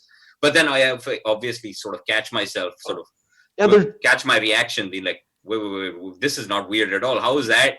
Like, you wouldn't have said that, Exactly. a month ago. But There's something to that for sure, because like when I was inviting this girl over, like I felt like I had to ask permission to my roommates before I did it. Like I needed to get their okay. Uh-huh. And like when I think back on that, that's just the weirdest thing. Like I pay 1/3 of the rent here. Like why would I need to ask permission to have somebody over? You know what, though? I've heard from people with roommates, and I feel like that's appreciated. Maybe not expected, but appreciated. It's a polite thing to do, and it makes sense in the context. Just did you end up clearing it with them or no? Oh yeah. I made sure it was okay with both of them, and now every subsequent time I just don't tell them. There you go. Yeah. I mean, like at a certain point, I just feel like there's no way that people can stay this way forever. And at a certain point, like we're just gonna have to like make the decisions as individuals that like we're gonna go out and we might get sick.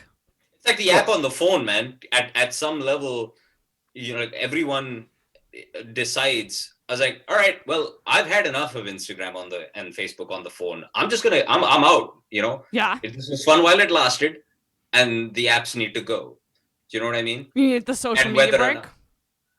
Yeah, I mean, as in, like, think of this period as an app that you put on your phone, and whether or not when this period ends, you just as easy you say, all right, I'm done with this, and you're right, all right, I'm lights out on this thing. I turned the lights on for a while on this thing, but right now I'm done with it. Switches off, yeah, or something like that, and throw your phone just into the delete garbage it or whatever. Yeah, I don't know whether it's as easy, because I mean, just as an app on the phone, I think people find it hard to delete, right? It's hard to make that leap to sort of get rid of any sort of app that you're used to. So I don't know whether I don't know. I don't actually own a phone, so I don't know anything about apps or anything like that. I don't own a cell phone, though. I work with cell phones, so I don't own one. Really? That's interesting. I tell Brian that it's like working at a methadone clinic. It's like asking someone who works at a methadone clinic to, take up heroin. Interesting. Like, so you just never file, like, you have a landline? I do, yeah. I mean, hey, like they are little addiction machines, so maybe that's the smart way to go. I make it sound a lot more glamorous than it is. I'm actually retarded. So, like, if I had one of those things, can confirm, be a problem. Yeah. So, I don't know. Probably will have you proved that when you went to New York and you rented that phone, right? Yeah, I mean, I bought a phone for a while, and then it just fucked up my brain so much, like. So I got rid of it as soon as I came home. Social media can fuck up your brain. Yeah, and especially you're sort of prone to it. If you grow up in the Middle East and your brain's all filled with bullet holes and fucking sand and camel shit and all of that, but it's not actually for me. It's not for me actually. It's not my thing. It's not exactly my thing. You guys go ahead and have it. But, All right, Brian, do you feel like you get addicted to social media or like the internet? Oh, 110%. Like Facebook is probably my worst addiction. Really? Facebook? Just constantly going back to it, refresh. Like I'll post a joke and I will obsessively watch reacts. Like, yeah. And then you're like, and then it's always the joke that you don't like that's a good reaction. And it's every the ones goddamn that you work time. hard on that don't. Yeah, no one gets all my references anyways, and those are the ones that I'm most proud of. So, like, no one knows what Mask is, really? Come on. Which mask? You mean Mask, the one with all the bikes and the masks and the little robot, the cartoon? Oh, Mask. Oh, that one. Mask. I don't know that one. Oh, you're not a nerd or a. No, I'm definitely not a nerd. Listen, if I was. I mean, you're not a nerd. Like I meant that in like a good way. You are not a loser. You have your life in order. You know, people like you. I disagree. Those though. are I think nerdy girls get way more dick, and it's yuck. No, that's not true. Oh yeah, it is. Okay, sorry. I should preface that. Nerdy, attractive girls. Those are not really nerdy girls, though. Those are not actual nerds. So, like, actual nerds are losers. Like, actual nerds. You don't no think dick, a girl can no be attractive pussy. and also be a nerd? No. Here's the rules. He's going to go on about, like, oh, that girl's wearing an AC/DC shirt? Whatever. Like, 3 rules for being a nerd. Ooh, I like this. What are they? Shit posting. yes. No dick, no pussy. Yeah. Body hair. And just Halloween decorations 24/7. Yeah. So all they're days of the so year. entrenched with what they are nerdy about that they don't take care of themselves. I think so. Yeah, I think so. I think when you become obsessive to that extent, yeah, real nerds care very little about those things. You know, they're sort of in fantasy land. Right. All They're of the time. playing World of Warcraft for. Yeah. They're at the zombie march, but it's all 24 hours a day. Am I right, Brian? This guy knows what I'm talking about. My first boyfriend was like obsessed with video games, was always playing them. And I was so pissed when like I just wanted to get my fuck on. And this guy would knock it off the fucking computer. Like, I became a total bitch about it, to be a quite frank. It was like my first boyfriend, and I was just like, why aren't you having sex with me? I was told that as a girl, I'm supposed to get, like, Yeah. Yeah, there was a promise made. Yeah. But if there's a computer there and games, then you don't get Do you think he was a nerd? Oh, he was, big time. You think? Yeah. Yeah, World of Warcraft, Call of Duty, like... I feel like, not to be a stickler, but I feel like the video games are not the thing, are not the threshold to turn you into a nerd. The thing that turns you into a real nerd, and we've got the Gandalf of the nerd sitting up with us right here. Correct me if I'm wrong, wise one. But it's really sort of Brian, with Brian, it's, Magic the Gathering. No. Dungeons and Dragons. Not as much. No? Not as much anymore. Okay, definitely not me. Magic. Fuck please Magic. Correct me. Jesus. Correct me. No. All right. Go on. Correct me, please. What is the threshold? Keep listing things that you think I'm into. No. Not that you are into. I think that video games. Oh, the threshold. Okay, yeah. I think video games are sort of like saying, I'm really into I really love the comic. I really like Marvel comics, but the only thing they've ever watched is the Avengers movies. As opposed to like obsessing over like issues and issues of exactly old Avengers. That's what I mean. Or something. Like video games, like World of Warcraft. Like I feel like that's nerdy, but it's not. It's I think World of Warcraft crosses the threshold. I think the amount of time and effort that you have to put into that. Yeah. That's fucking nerdy. Right. But I mean, you've touched the bottom of the pool, like as far as. I'll dip my toe in, yeah. I've dipped my toe in, sure. Come on, Brian. Do you consider yourself a nerd, Brian? More, I guess. Brian? Yeah. Yeah. Sure. Yeah. Yeah. I mean, I'm not obsessive about it. That's good. That's good. Brian? Is he lying? I'm not anymore. I mean, I used to be. Look at me, Brian. Look him in the eyes and repeat what you said. Come on, buddy. Here, let me go grab a handful of comics and explain them all individually. I do find it weird that, like, I think with me is that I latch on to certain things at certain times. And I do this with TV shows and pop stars. So like I'll go through a Taylor Swift era, and then when she no longer has a new album out, I'll go to whoever does. And I'm just a fan of things. Like, and I don't know if I consider that nerdy or not, because it goes in phases. Well, like, to what degree? Like, do you like obsess over it? Do you know like a lot of minutia about it? That sort of thing. I think mine is more like, I'll use Mr. Robot as an example. Like, that's a show I love, and like when it was in the last season, and I was like really enjoying it. You know, I consider nerding out like spending an hour on Reddit after every episode and reading about theories about it. Oh, I did that with Lost, dude. When that was new, with forums and shit. Yes, like I would obsess over theories. Yeah. Yeah, like that's the type of stuff. Like when a show makes you do that, I'm like, yeah, you're nerdy about that show. Whereas like I think some people just watch it and they're like, that was a good episode, and they turn it off. Are you guys watching any shows right now? On The Last Kingdom right now, actually. The Last Kingdom and Jack Ryan on Netflix and Amazon. Interesting. Jack Ryan. It's like Threat Level Midnight if Jim was the main character and not fucking Michael Scott. I hate The Office. I'll just say it right now. I hate Office. It's fine. Yeah. It's fine.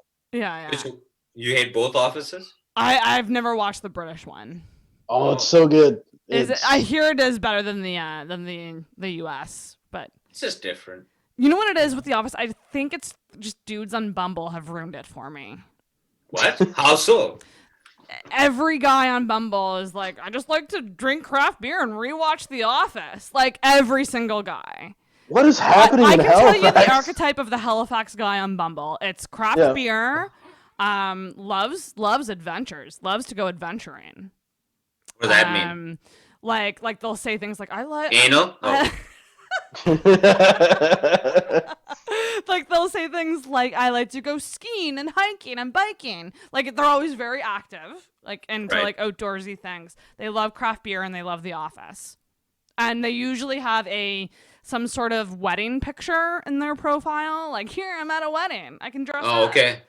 And they occasionally have a lot of dog pictures because I think guys just think, oh, if I have an animal in my picture. Yeah, chicks love a guy with a dog or something like that. I heard that. And I mean, it's kind of true, but I heard this once and it stuck with me, which is if you are a dog owner or if you are a pet owner, a lot of times you're not in those pictures with the pet.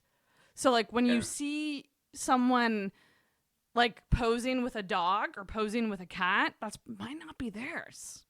You're just borrowing someone's pet dog to get on Tinder? Or it's like your friend, if it's their friend's pet and like they were just cuddling the pet and then the friend took a picture. Yeah. I have an idea for a sort of profile picture that I was thinking about. I was like, as far as like taking pictures with wildlife, I was thinking of taking a picture with just like a rabid wolf maybe biting into a buffalo carcass. You know, and I'm just sort of holding it by its ears and it's sort of blood spurting out. It's on my face and I'm like sort of just wearing North Face and holding maybe an IPA of some sort. Oh my gosh. RF 38. I love nature. Yeah. That's another thing I see a lot dog of, with rabies. Guys with dead animals, like guys with dead deer, and like I used to bang someone regularly, and I'm disgusted with this choice in human being, but like he was a big hunter and like was always posting pictures with dead bears, not just deer, fucking bears. Yeah, just like large homosexual men, or like he just a picture of Brian, like he's just cradling Brian's head. Brian's not even dead; he's just holding it in a headlock, just draped over him like a cape. Yeah. Oh my god! Yeah. Where can I get off? Oh. Until I take the picture to get the pussy. Here we go. I don't know why guys think that girls like that. You know, like we don't. Because other girls say that they do like it. I don't mind if you hunt. I mean, I kind of do. I don't think I would date someone who hunts. No. Well, there's that comic that was at Punchlines that we were hanging out with after the show that matched with a guy that had like a sure, yeah, Steptolev. Yeah. She's like, I want to see what that's about. I think I heard this story about a Tinder. Oh yeah, she her was on a Tinder a Tinder, like she went and hooked up with someone on Tinder or something like that? I heard the Oh, story. yeah, I mean, fine. She does She it. went out to. She did it on stage. Like she did the bit on stage. So it's not like we're not blowing up. Oh, her okay. spot It's or like a anything joke like thing. that. Okay. No, she actually did it. And the next day she talked about it on stage. That's her whole thing. Like but I don't mean that in a bad. She was very funny and all of that. But She took a cab all the way out to KV for it. So yeah, it was like an hour. Was it an hour? 20 minutes probably. Whoa, 20 Yeah, minutes. it'd be like way to 20 go for a minutes. hookup. Yeah, and it was the guy was like a hunter guy. He had a head of some sort of animal. Just probably like an immigrant or a buffalo or something like that. On just to skip the dishes driver. That just flawlessly, like it didn't even. Honestly, like I'm glad I was paying attention because I wouldn't have picked it up if you. Just some disgusting. I think I saw the picture. He was just some guy, with the camo hat and North Face jacket, with a rifle, with a 20 gauge rifle just sitting next to him. Oh my god! I said 20 gauge, like I know the difference between gauge. I don't actually. I just said 20 gauge to make it sound. Excuse me, sir. How many gauges do you have in your rifle? Come on. There's a bunch of things guys could hold in a picture that would instantly not make me swipe on them, and it's how about no offense like to what? No offense to single dads, but and I don't have I'm not against dating the single dad, but babies in your dating profile I think are a big no-no. How about your own father's penis? Like if you hold it and like you and your dad. That's a no-no. You hold this erect penis. Just like one of those Sears backgrounds, just lasers or books. Yeah. Oh my god. Yeah, so baby. Again, like I'm open to dating a guy with kids, and I don't mind that. Like just say in your profile you have kids. Yeah. Actually, I don't know how open I am to it. I'm on the fence. But a baby tiger or something, like some sort of animal in captivity, and a gun, I think are the like all in the same picture or separately? I mean, if you get all those in the same picture, that's pretty impressive. A gun, a baby, and a baby tiger. Yeah, that's New Brunswick bingo, man. Ka-ching, ka-ting, ka-ting, ka-ting. Yeah. New Brunswick bingo. Just break it into Cherrybrook. Are there any bad female? This is my Arif. Are you on the apps right now or no? No. I don't have a phone. Oh my god, that's right. I've never been on an app, but go on. What was your question? Well, I was gonna say what do you guys think would make a bad female profile? Just a penis, I think. Maybe this angle, just yeah. There's a lot of that. Just a mouth kissing their own father. I know that's kind of a plus for me. I'd swipe right on that. Yeah, that's yeah. I always think about this because I think women shit on dudes' profiles a lot because there's a lot of shitty dude profiles. But I always wonder, from the other end, what guys don't like seeing, or are you guys just way less picky than us? If I had to, if I saw I don't mean to sound like the actual. I'm not a misogynist. I might actually be a sexist with it. Mm-hmm. So go on. Subtle difference. Subtle. If I see, what's a turn off? I think a lot of opinions. Like a lot of selfies. Yeah. A lot of selfies. Okay. A lot of them. Right. You know what I mean? 1 or 2 is allowed. Yeah, I mean, I don't. I'm not a police. It's just the over and over again. I get the sense that there's a sort of look at me aspect of it, and maybe you know what? That's probably more of an indication about me because I think that I feel like as though I'm a little bit of a narcissist, so I hate to see my own worst tendencies reflected in someone else. Ooh. And that's a really gay way of putting it, but that's what I think. Can I ask a question? Yeah, go ahead. And both of you can answer this. What is worse in a female? A selfie, which is kind of a normal, no duck face or weird Snapchat filters or anything, but just a normal selfie. Like I take a lot of selfies. Yeah. Or something that is a clearly like influencer-esque picture of them that they clearly asked someone else to take of them. Oh, the influencer. Yeah, Is that worse than a 100%. selfie? Yeah. Yeah. The influencer thing is a little bit. Yeah, that's 100%. Like where they're at like some stereotypical like scene background, and they're like, take a picture. Yeah, it's like apple picking with the fucking plaid, you know. Yeah, just and like standing like. This yeah, is a like very posed, and clearly they asked someone. They either had a friend or like a bitch boyfriend to take it. Yeah, just a straight up like I've taken a cuck boyfriend to take a picture of me while I'm in the shower, you know, with my full ass, you know, and it's just fine, you know, if you've got a great ass, you know, I'm a fan, whatever, but you know, there's something off about it. I find that a little bit like, yeah, I mean, I think there is a kind of selfie that I'm thinking of. You know what? Maybe you're right. What I'm mostly thinking about is the influencer thing rather than. I'm an old man. I actually don't know the fucking difference. I don't know what the hell I'm talking about. I'm just like garbage. Just how to do a podcast. Just say garbage things that come into your brain, out of your mouth hole, and then have a complete breakdown about it later on and be I've been like last night I recorded with somebody for 3 hours. Yeah. And because I didn't know on my OBS where it was showing me how long we were recording, and like we were just talking, and then I was like, holy fuck, that was 3 hours of talking. But I've been listening to a lot of Joe Rogan lately, which Rogan's great. But he thank you. I think so too, and I got judged for it. Someone told me, what? Yeah, well, apparently, because doesn't Joe Rogan have like kind of controversial opinions? He just brings on controversial guests more than anything. But I like that. More open to, I like that he can have a conversation with someone that like is not at all like him. More people watch Rogan than they ever watched Oprah, so I don't know what the fuck these people are talking about. So it's clearly, it's just like, it's the one of the things that I find interesting about living in North America in the past 20 years is that like North Americans they've gotten over a lot of bad things in their history, but the one thing that they haven't gotten over is the thrill that they get from being sanctimonious publicly about everything. Just the thrill of sanctimony, this you did wrong. This is, I don't know, this is just a weird thrill that people in North America seem to love. Like I don't know where it comes from. You're but totally right. It just exists. Yes, you're totally right. And it's very annoying. Just the thrill of being superior to someone else in some way, shape, or form. You know what it is? Being a party pooper.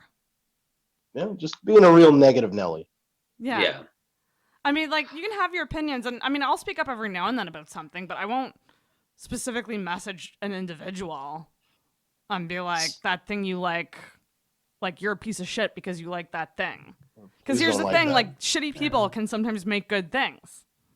Yeah, I exclusively watch things made by shitty people. You watch Brian stand up all the time. That's right. Yeah, I'm just kidding. I'm sorry, I didn't 100%. Roasted. I can't do it. I'll just end up apologizing. 100%. No, do not apologize. I watched the Roman Polanski movie yesterday. Not even kidding. I watched the Roman Polanski movie yesterday. Okay. I watched a Woody Allen movie. How was it? I enjoyed it. I like Polanski. Yeah, I mean, a lot of people like. I was talking about this last night too, but Woody Allen, like a lot of people like his movies. And, I do. Yeah. Yeah, that guy did shitty things. Yeah. I don't think he did that, but the new Louis special is great. Yeah. I haven't seen the Louis special yet. I'd like to. It's so good. How do I see it? Favorite. You go to the website and you pay him whatever $8 to download it. Okay. He does one of those things because he used to do that, been like hilarious, and I think he did that for 2 specials where he would put it up on his website before Netflix was a thing. He would just put it up on his website and sell it for $5 so people would just download it directly from him. Got you. Have you guys met anyone, I guess, in the comedy realm or even celebrities or anything like that? Like anyone that you like kind of really liked and then you met them and they were just total dicks? Have you? Is there anyone that you kind of had up there? What's that? Oh, man. Tell the Kurt Metzger story. Oh, man. No, but This is my all-time favorite story. Do you know who Kurt Metzger is? I don't. Who is this person? Kurt Metzger is a New York comic. I love him. I still love him. I don't think, and this story has more to do with me than it does to with him. Okay. Uh-oh. Yeah. There's it's no not way got that this person anything. listens to Intoxicated, eh? No, Probably I not. mean, Kurt is a fantastic comedian. I love him. And John and I went to New York City last year to a thing called Skank Fest. You went to Skank Fest? Yeah, last year. Yeah. How was? Okay, keep going. But wow, that's Yeah. We were in the room when Louis was there. Yeah. Really? Yeah, we were third row. He texts me in the middle of the night, and he's like, "Don't tell anyone this, but I just saw Louis do a surprise set." So I immediately go over to Twitter, and of course, everybody's fucking talking about it already. Did they discourage tweeting about it? Well, they took my.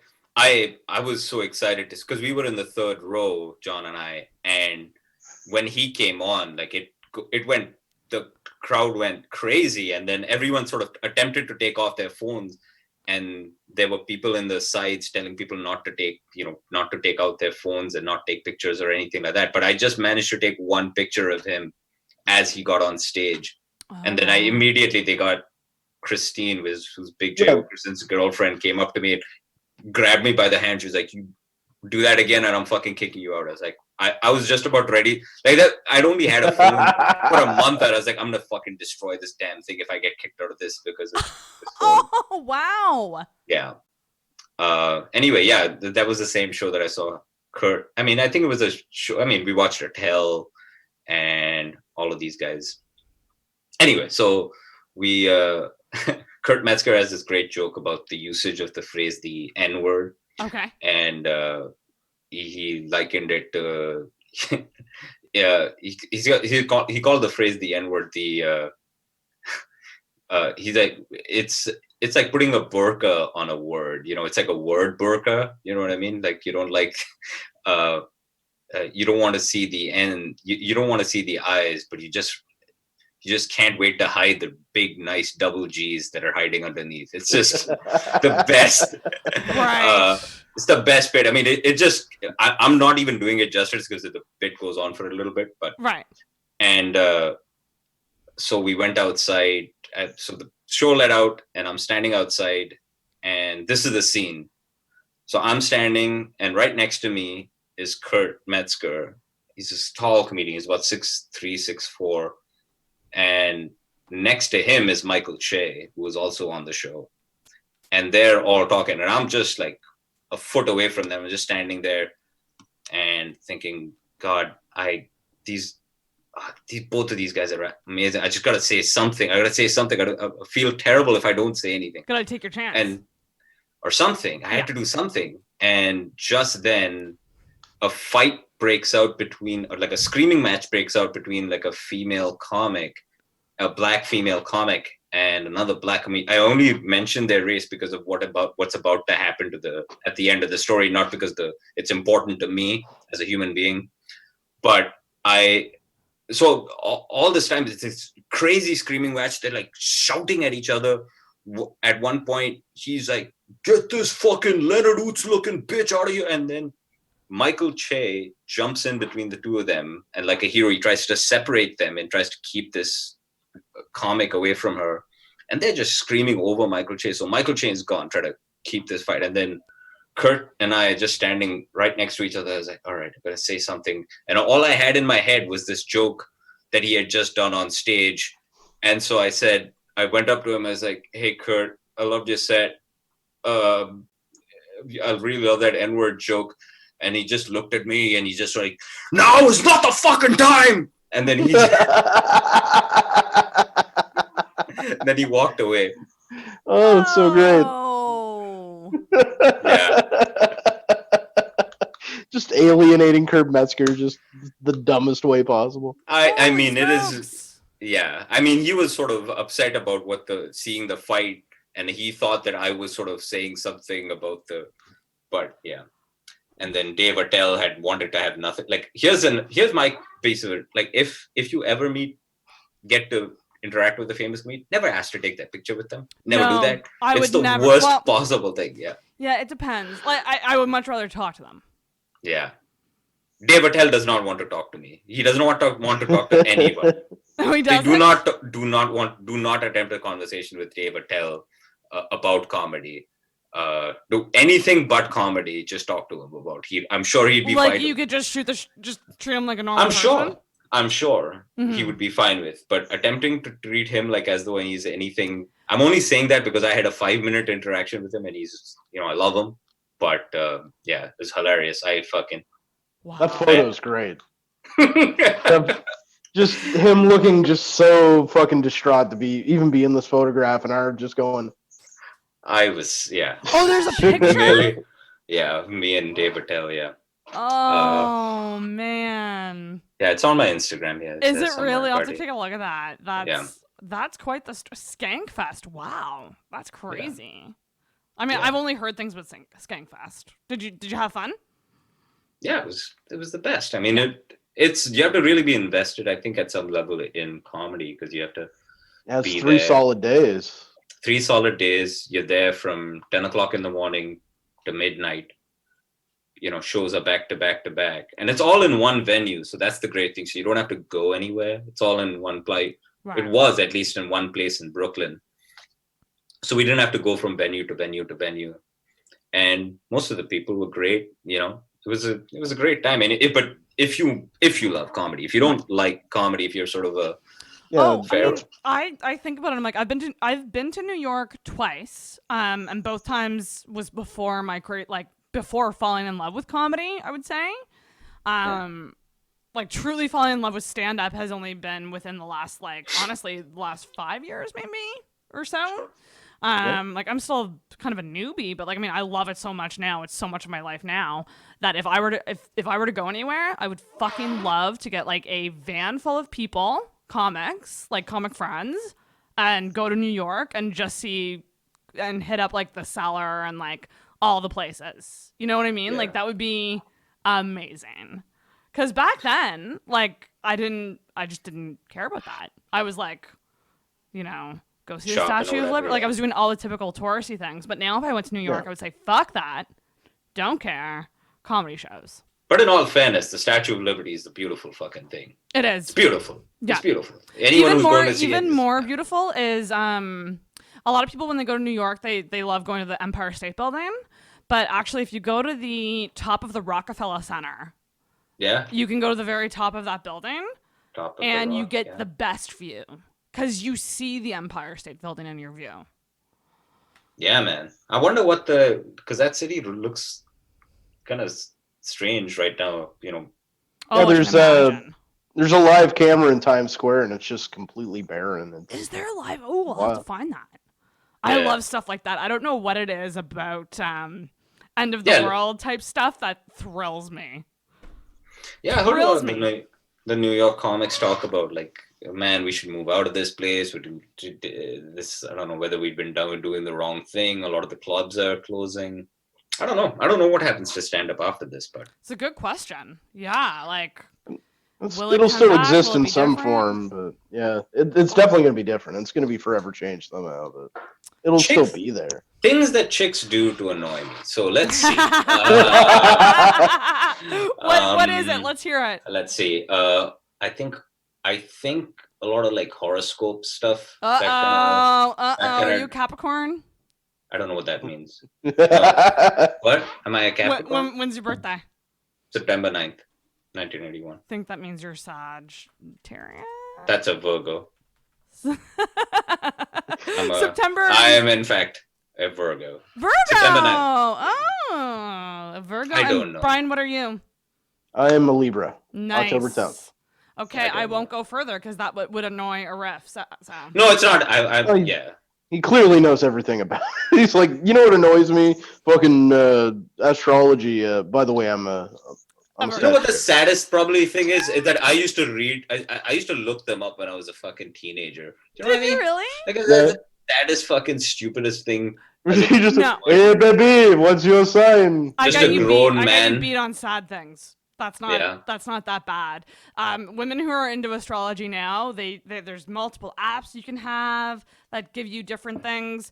There's like tarot card readings online that you can like watch on YouTube that like, well, it's essentially targeted at women who are like alone and don't have a man. And it like plays into your like vulnerabilities, and it's all very sad.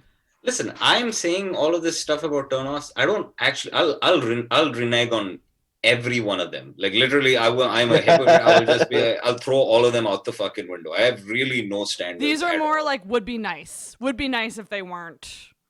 It's not even a necessity. Like it doesn't even mean anything. Honestly, it's like, it's sort of mildly annoying for a while, but really. Yeah. If push comes, if I had to be asked, there's really all surface level. Yeah, I think it's all. Listen, I think beauty is actually only skin deep.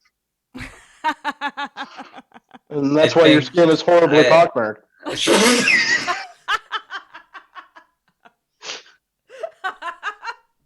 I have a question about a phenomenon I was just made aware of. What's this question? So the girl that I'm seeing told me that a weird amount of guys that she had dated all seem to have a Dr. Claw impression. Have you ever heard of this? Like Dr. Claw from Inspector Gadget. A Dr. Claw impression? What do you mean? Yeah, like I'll get you next time, Gadget. Like. You mean like in terms of courting? Well, just like, did you want to hear my Dr. Claw? I've never heard this. No. It's just endlessly fast. Like, why that character? I think she's been dating mentally disabled people. I mean, she's dating me now, so that checks out. But that is outrageous. Like, how many people has this been? Did she say a number? I think from what I got from, because she didn't give me a concrete number, but I think 3 or 4 at least. Really? Well, that's enough to be a pattern for sure. Absolutely, yeah. Although maybe it's just the phenomenon of the like. Do you have guys trying to impress you with like an obscure impression? No, but guys don't try to impress me because they just don't care. What about your boyfriend that you have in the? Oh God! No? That's getting cut. He's definitely not my boyfriend. Oh, the piece of ass. What about your Yeah, That's what it is. What? Yeah, he's a friends with benefits without the benefits. What a fuck! Those are like mail order benefits. Yeah. What about the dick meat that that's hanging out in the corner? No, I mean, I think I don't really know what guys have done to try to impress me, but it's certainly not impressions, and yeah, I don't know how I feel about impressions. Oh yeah. I mean, I think you can bring it up casually. It can be funny, but if that's the only thing that you do. Well, I think yikes. Because if I had to venture a guess. Okay. Correct me if I'm wrong. I am a Virgo, so you know how we. Dick meat guy is also a Virgo. Yeah. I think what happened. I imagine when like people who are in comedy, who are interested in comedy, the only way to, I think, impress people who are into comedy is by making them laugh. Like that is the sort of true marker of like, there are people who. Whatever the lifestyle influencer people, if they're hot, like aesthetically, it's okay. Mm-hmm. It's okay to look at. Yeah. But really, the thing that kind of, if you really want to burrow into someone's insides, it's by making them burrow into the insides of someone who's really interested in comedy. Guts. Kind of, yeah. If you really want to make them especially if someone who's into comedy, you have to make them laugh. Like making them laugh. So what I'm saying is that if the guy made you laugh, I mean that's why I crush on a lot of comedians, and then I'm told I can't date them because I host a comedy podcast. Yeah, that's a problem. Yeah, that's like having your... Which is hilarious because I'm just like, if you really liked me, I don't think you'd give two shits. You know what I mean? Like, probably. I truly don't think like you would care. But like, do you think two comedians could date? That's another question I bring up on this podcast a lot. Comedy couples, like, do you think? Why not? Do you think that would work? Who am I to say? Yeah, man. Yeah. Well, yeah. Date whoever. I don't see why it wouldn't. Like, what would stand in the way between two comedians that would? People are really. I think the main thing is like, you know, if it were to go wrong, it's kind of like breaking up with like someone who you work with. Actually, that is something to think about. You know, like what if you had a bad breakup with someone who's also a comedian, and then but you don't work with them? But you don't work. Yeah, so what? Gee, you broke up with them. You didn't like. They just. It was just a relationship. I mean, you have every person every time you go into work. I'm pretty sure everyone at work hates me. 100%. Guaranteed. Yeah, 100%. They do not like me. I felt the same in every single job I've had too. Yeah. So I haven't been in a relationship with all of them. How are you all treating me like my ex? How is it? Like, how are you all so passive aggressive with me? But yeah. So, well, what's the common denominator in that equation, Arif? What's the common factor? They are the they are the common factor. They're computers, or there's a conspiracy against me that makes them think I have a bad personality. It's 5G. Yeah, it's the 5G. It's the cell phone towers. And another thing that's common with people who are comedians and dating is, and I've asked a lot of female comedians this on my show, like, and a lot of them are like, you know, you got to be a little cautious with dating comedians, but all the women have said it's very important for me to be funnier than the guy. How are you going to determine that? Which is like interesting. How are you gonna figure that one out? Like, how are you gonna who judge determines that? Like, do they just like do a stand-up show, like just the two of them in front of their friends, and just who's funnier? That's the fucking. Just have a comedy contest to see whether it's going to be a viable relationship. Yes. Yeah. Because in my mind, I've always thought that it could only be good because you understand like the lifestyle that comes with comedy and like the the language and how it works, like the inner workings and the business side and all that. So well, I think any relationship that comes to like an adversarial kind of feeling like that, like if you turn anything into a contest, it's not going to work. Very true. I mean, neither Brian nor I have any sort of insight into what good, healthy relationships are. Me either, guys. Me either. I have no idea. I can't even get it. I can't get to the relationship point. You got the dude though, man. What's that? You got that dude though. You got something going on. He has no intentions of dating me. What do you mean? He said so? Oh, you made it obvious, and he's like, whatever. You know what he looks like? Like, obviously you haven't seen his dick, but have you seen his face? Oh, we've hung out a couple of times. Does he like comedy? Is he into it? No. I'm not even into. Oh damn! He's not into stand-up. Oh damn! This is why you gotta watch the whole episode of Intoxicated. You get some juice. Damn. Yeah. Right. I mean, that's it's very easy for me to crush on comics. Very, very fucking easy. Is he interested in it at all? Like, is there even like a? Because I think even if you didn't know the difference between, say, Patrice O'Neill and Dave Chappelle, which would be crazy if you didn't know the difference. There's some key differences there. It would be hilarious if you don't know that. The difference between Cedric the Entertainer and Yakov Smirnoff. Brian, did I ever tell you about that young comic that I met? This is a sidebar. We'll get back to your boyfriend. I feel like I'm a little girl. Like, I don't have a boyfriend. Like, I don't even like him. Yeah. Remember when having a boyfriend was a bad thing? Those were the days. I met a young comic. He was in his first year of comedy, and I was like, he was talking to me, and he says, what comedy specials or whatever stupid thing fucking people say to each other about comedy. what is your favorite comedy which is influence? Shut up. I'm really glad I didn't ask these questions. Anyway, so we were having one of those fucking idiotic conversations, and I said something about Chappelle, and I said, "Isn't that crazy? He's got two new specials. You ever heard of a comic who released 2 specials in 1 year?" And he looks at me, and this guy's a comic, and he goes, "Who are you talking about?" I said, Dave Chappelle, Dave Chappelle, and he had no idea. He's a comic, and he had no idea who Dave Chappelle was. Yeah. So God. So that's not to say anything about him personally. I think he's an all right guy. It's just that I think that it's possible to get like comedians. I think we think that we're all of these things are a lot bigger in our head than people who are even people who are even in comedy don't know who these people are, right? Like they wouldn't know who Red Fox. Like if there are lots of comics who I know would be like, I don't know who Red Fox is. I don't know what they. Right. And it would be totally possible. Like I've never watched any of Rodney Dangerfield's stand up. Like it's very possible. I was like, hell, they've probably.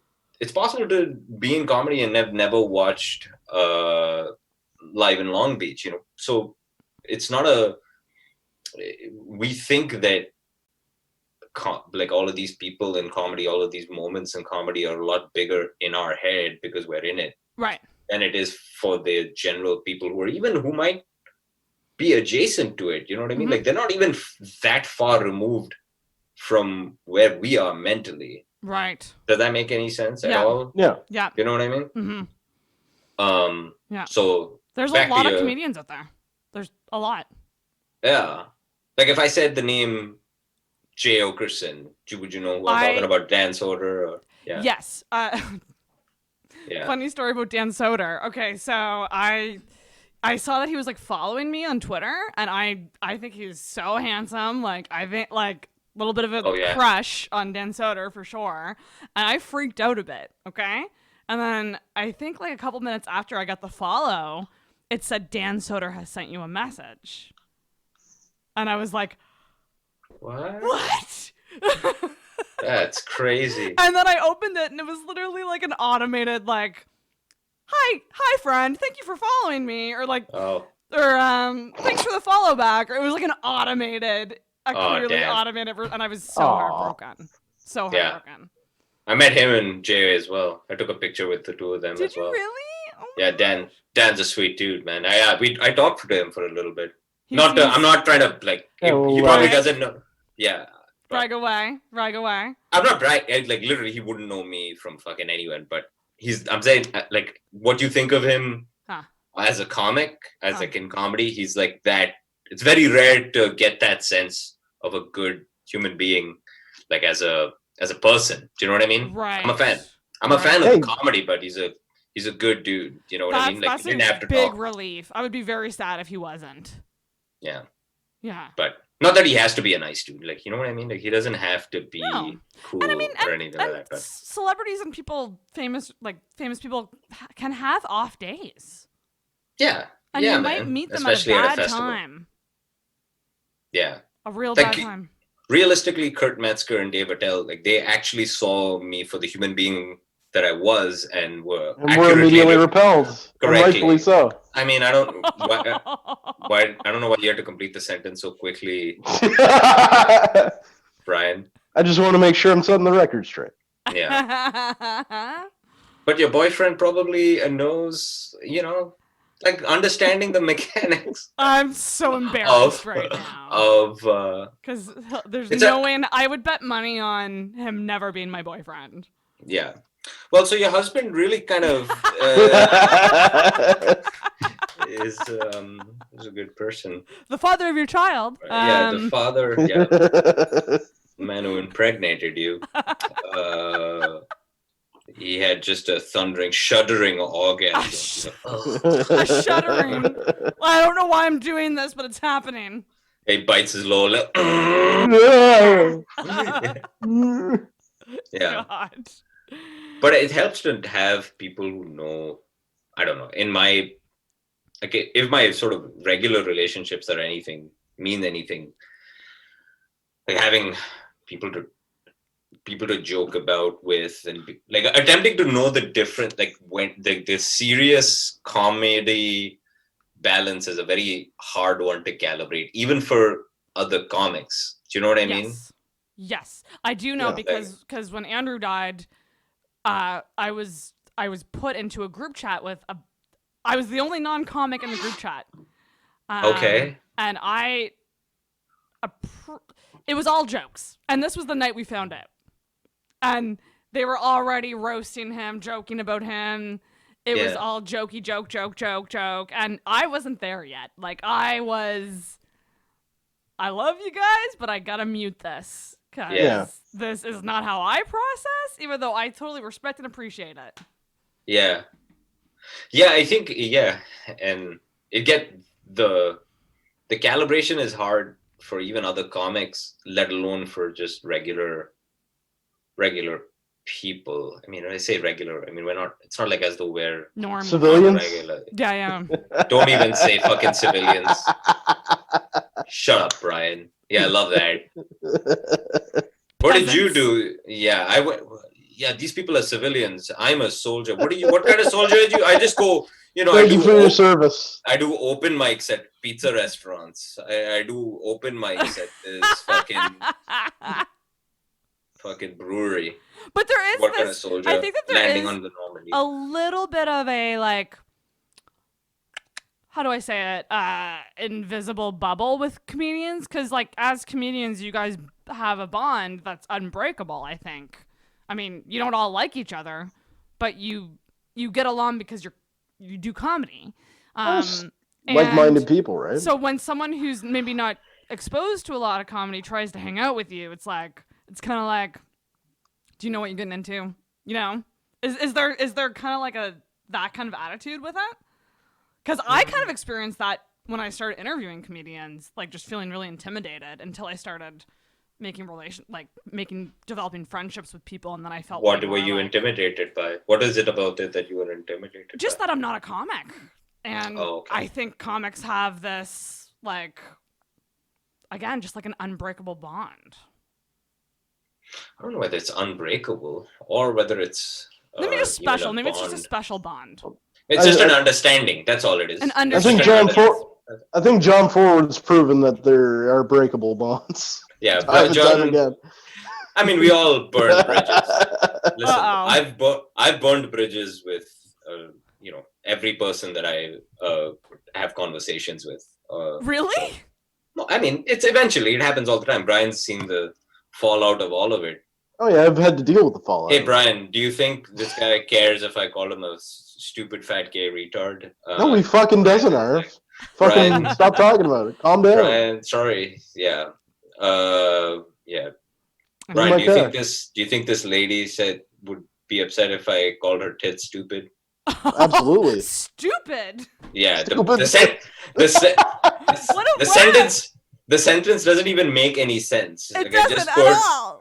Yeah, I just put two things. This is the key to comedy. Put two things that don't belong together in a sentence. Listen here, dumb tits. Yeah. Dumb tits. Yeah. Listen here, jelly tits. Like, it doesn't listen. Shut up, salami ears. It's like Halifax bars. You pick an animal and you pick an adjective, like a word to describe that animal. Like toothy moose, fickle frog. Like it's very easy to come up with bar and pub names in Halifax. Turgid horse. Yes, the fridge. Oh, that's a good name. Is that an actual bar? The fridge horse? I was just thinking of a turgid horse. Oh, okay, yes.